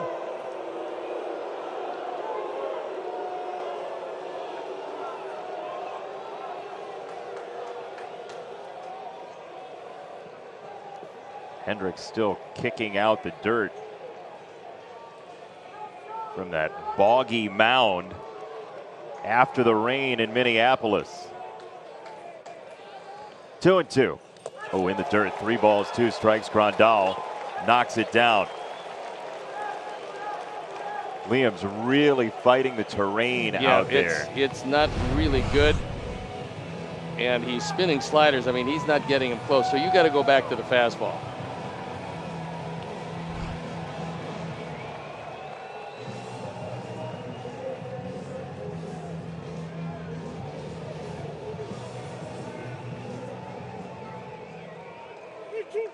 Rice's run doesn't count.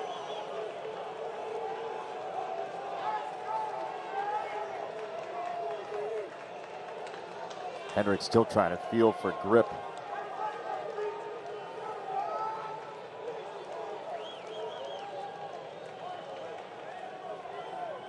Three and two. Fastball in the air. Right center. Hamilton is underneath. And now Simmons to third. Liam Hendriks, I believe, thought the game might have been over on contact. It stayed in the ballpark. And now Polanco with 2 down. Well, now an enormous amount of pressure falls to Grandal. He's got to smother anything that's even remotely close to the dirt. Alcala in the pen. We sure hope we see him tonight.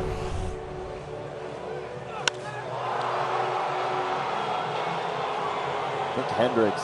No, he knows it's going to be caught. Yeah. I thought for an instant as he turned, he might have thought that he got it. Hamilton was there. This is an expansive ballpark. And so now Polanco. He scored a run in the 8th on the homer from Sano, one of his 3 home runs tonight. Hendricks got a strike.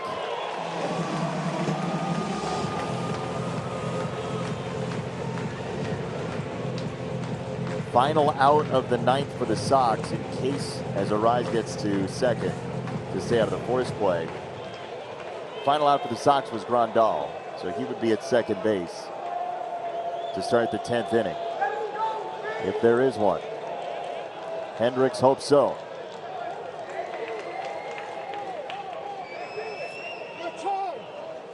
That time called by Polanco.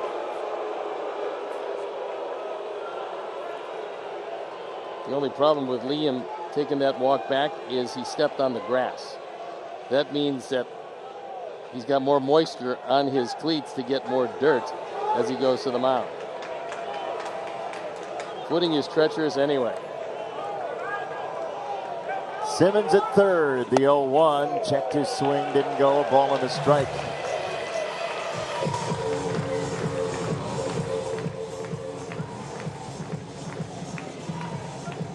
Jorge Polanco, an all-star a couple of years ago for the Twins.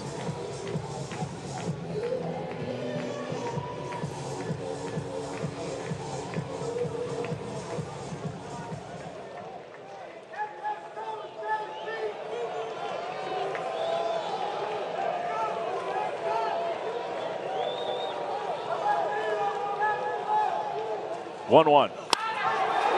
Fastball ripped to right, down the line into the corner, and that is a fair ball, and Minnesota's walked it off tonight as Jorge Polanco drives home the winning run, and it's 5-4 Minnesota in the middle game of 3.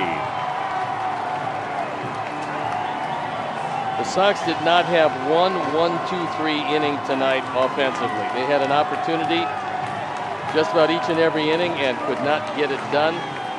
This is a very disappointing baseball game.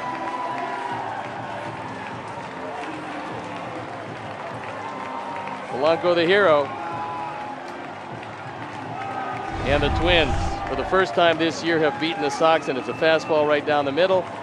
He turns on it and ends the game.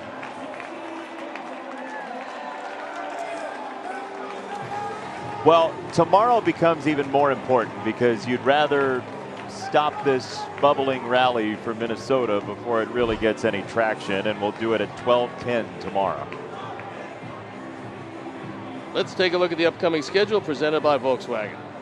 One more remaining in Minneapolis against the Twins, then the off day, and it's the Yankees providing the opposition before a homestand where 60% capacity will give everybody an opportunity who wants to see this Sox team.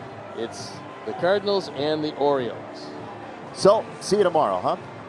See you then. We'll be right back at it. So, for our producer Chris Withers, our director Andrew Blaustein, our associate producer Dave Ross, and our entire wonderful crew, our stage manager Joe Group.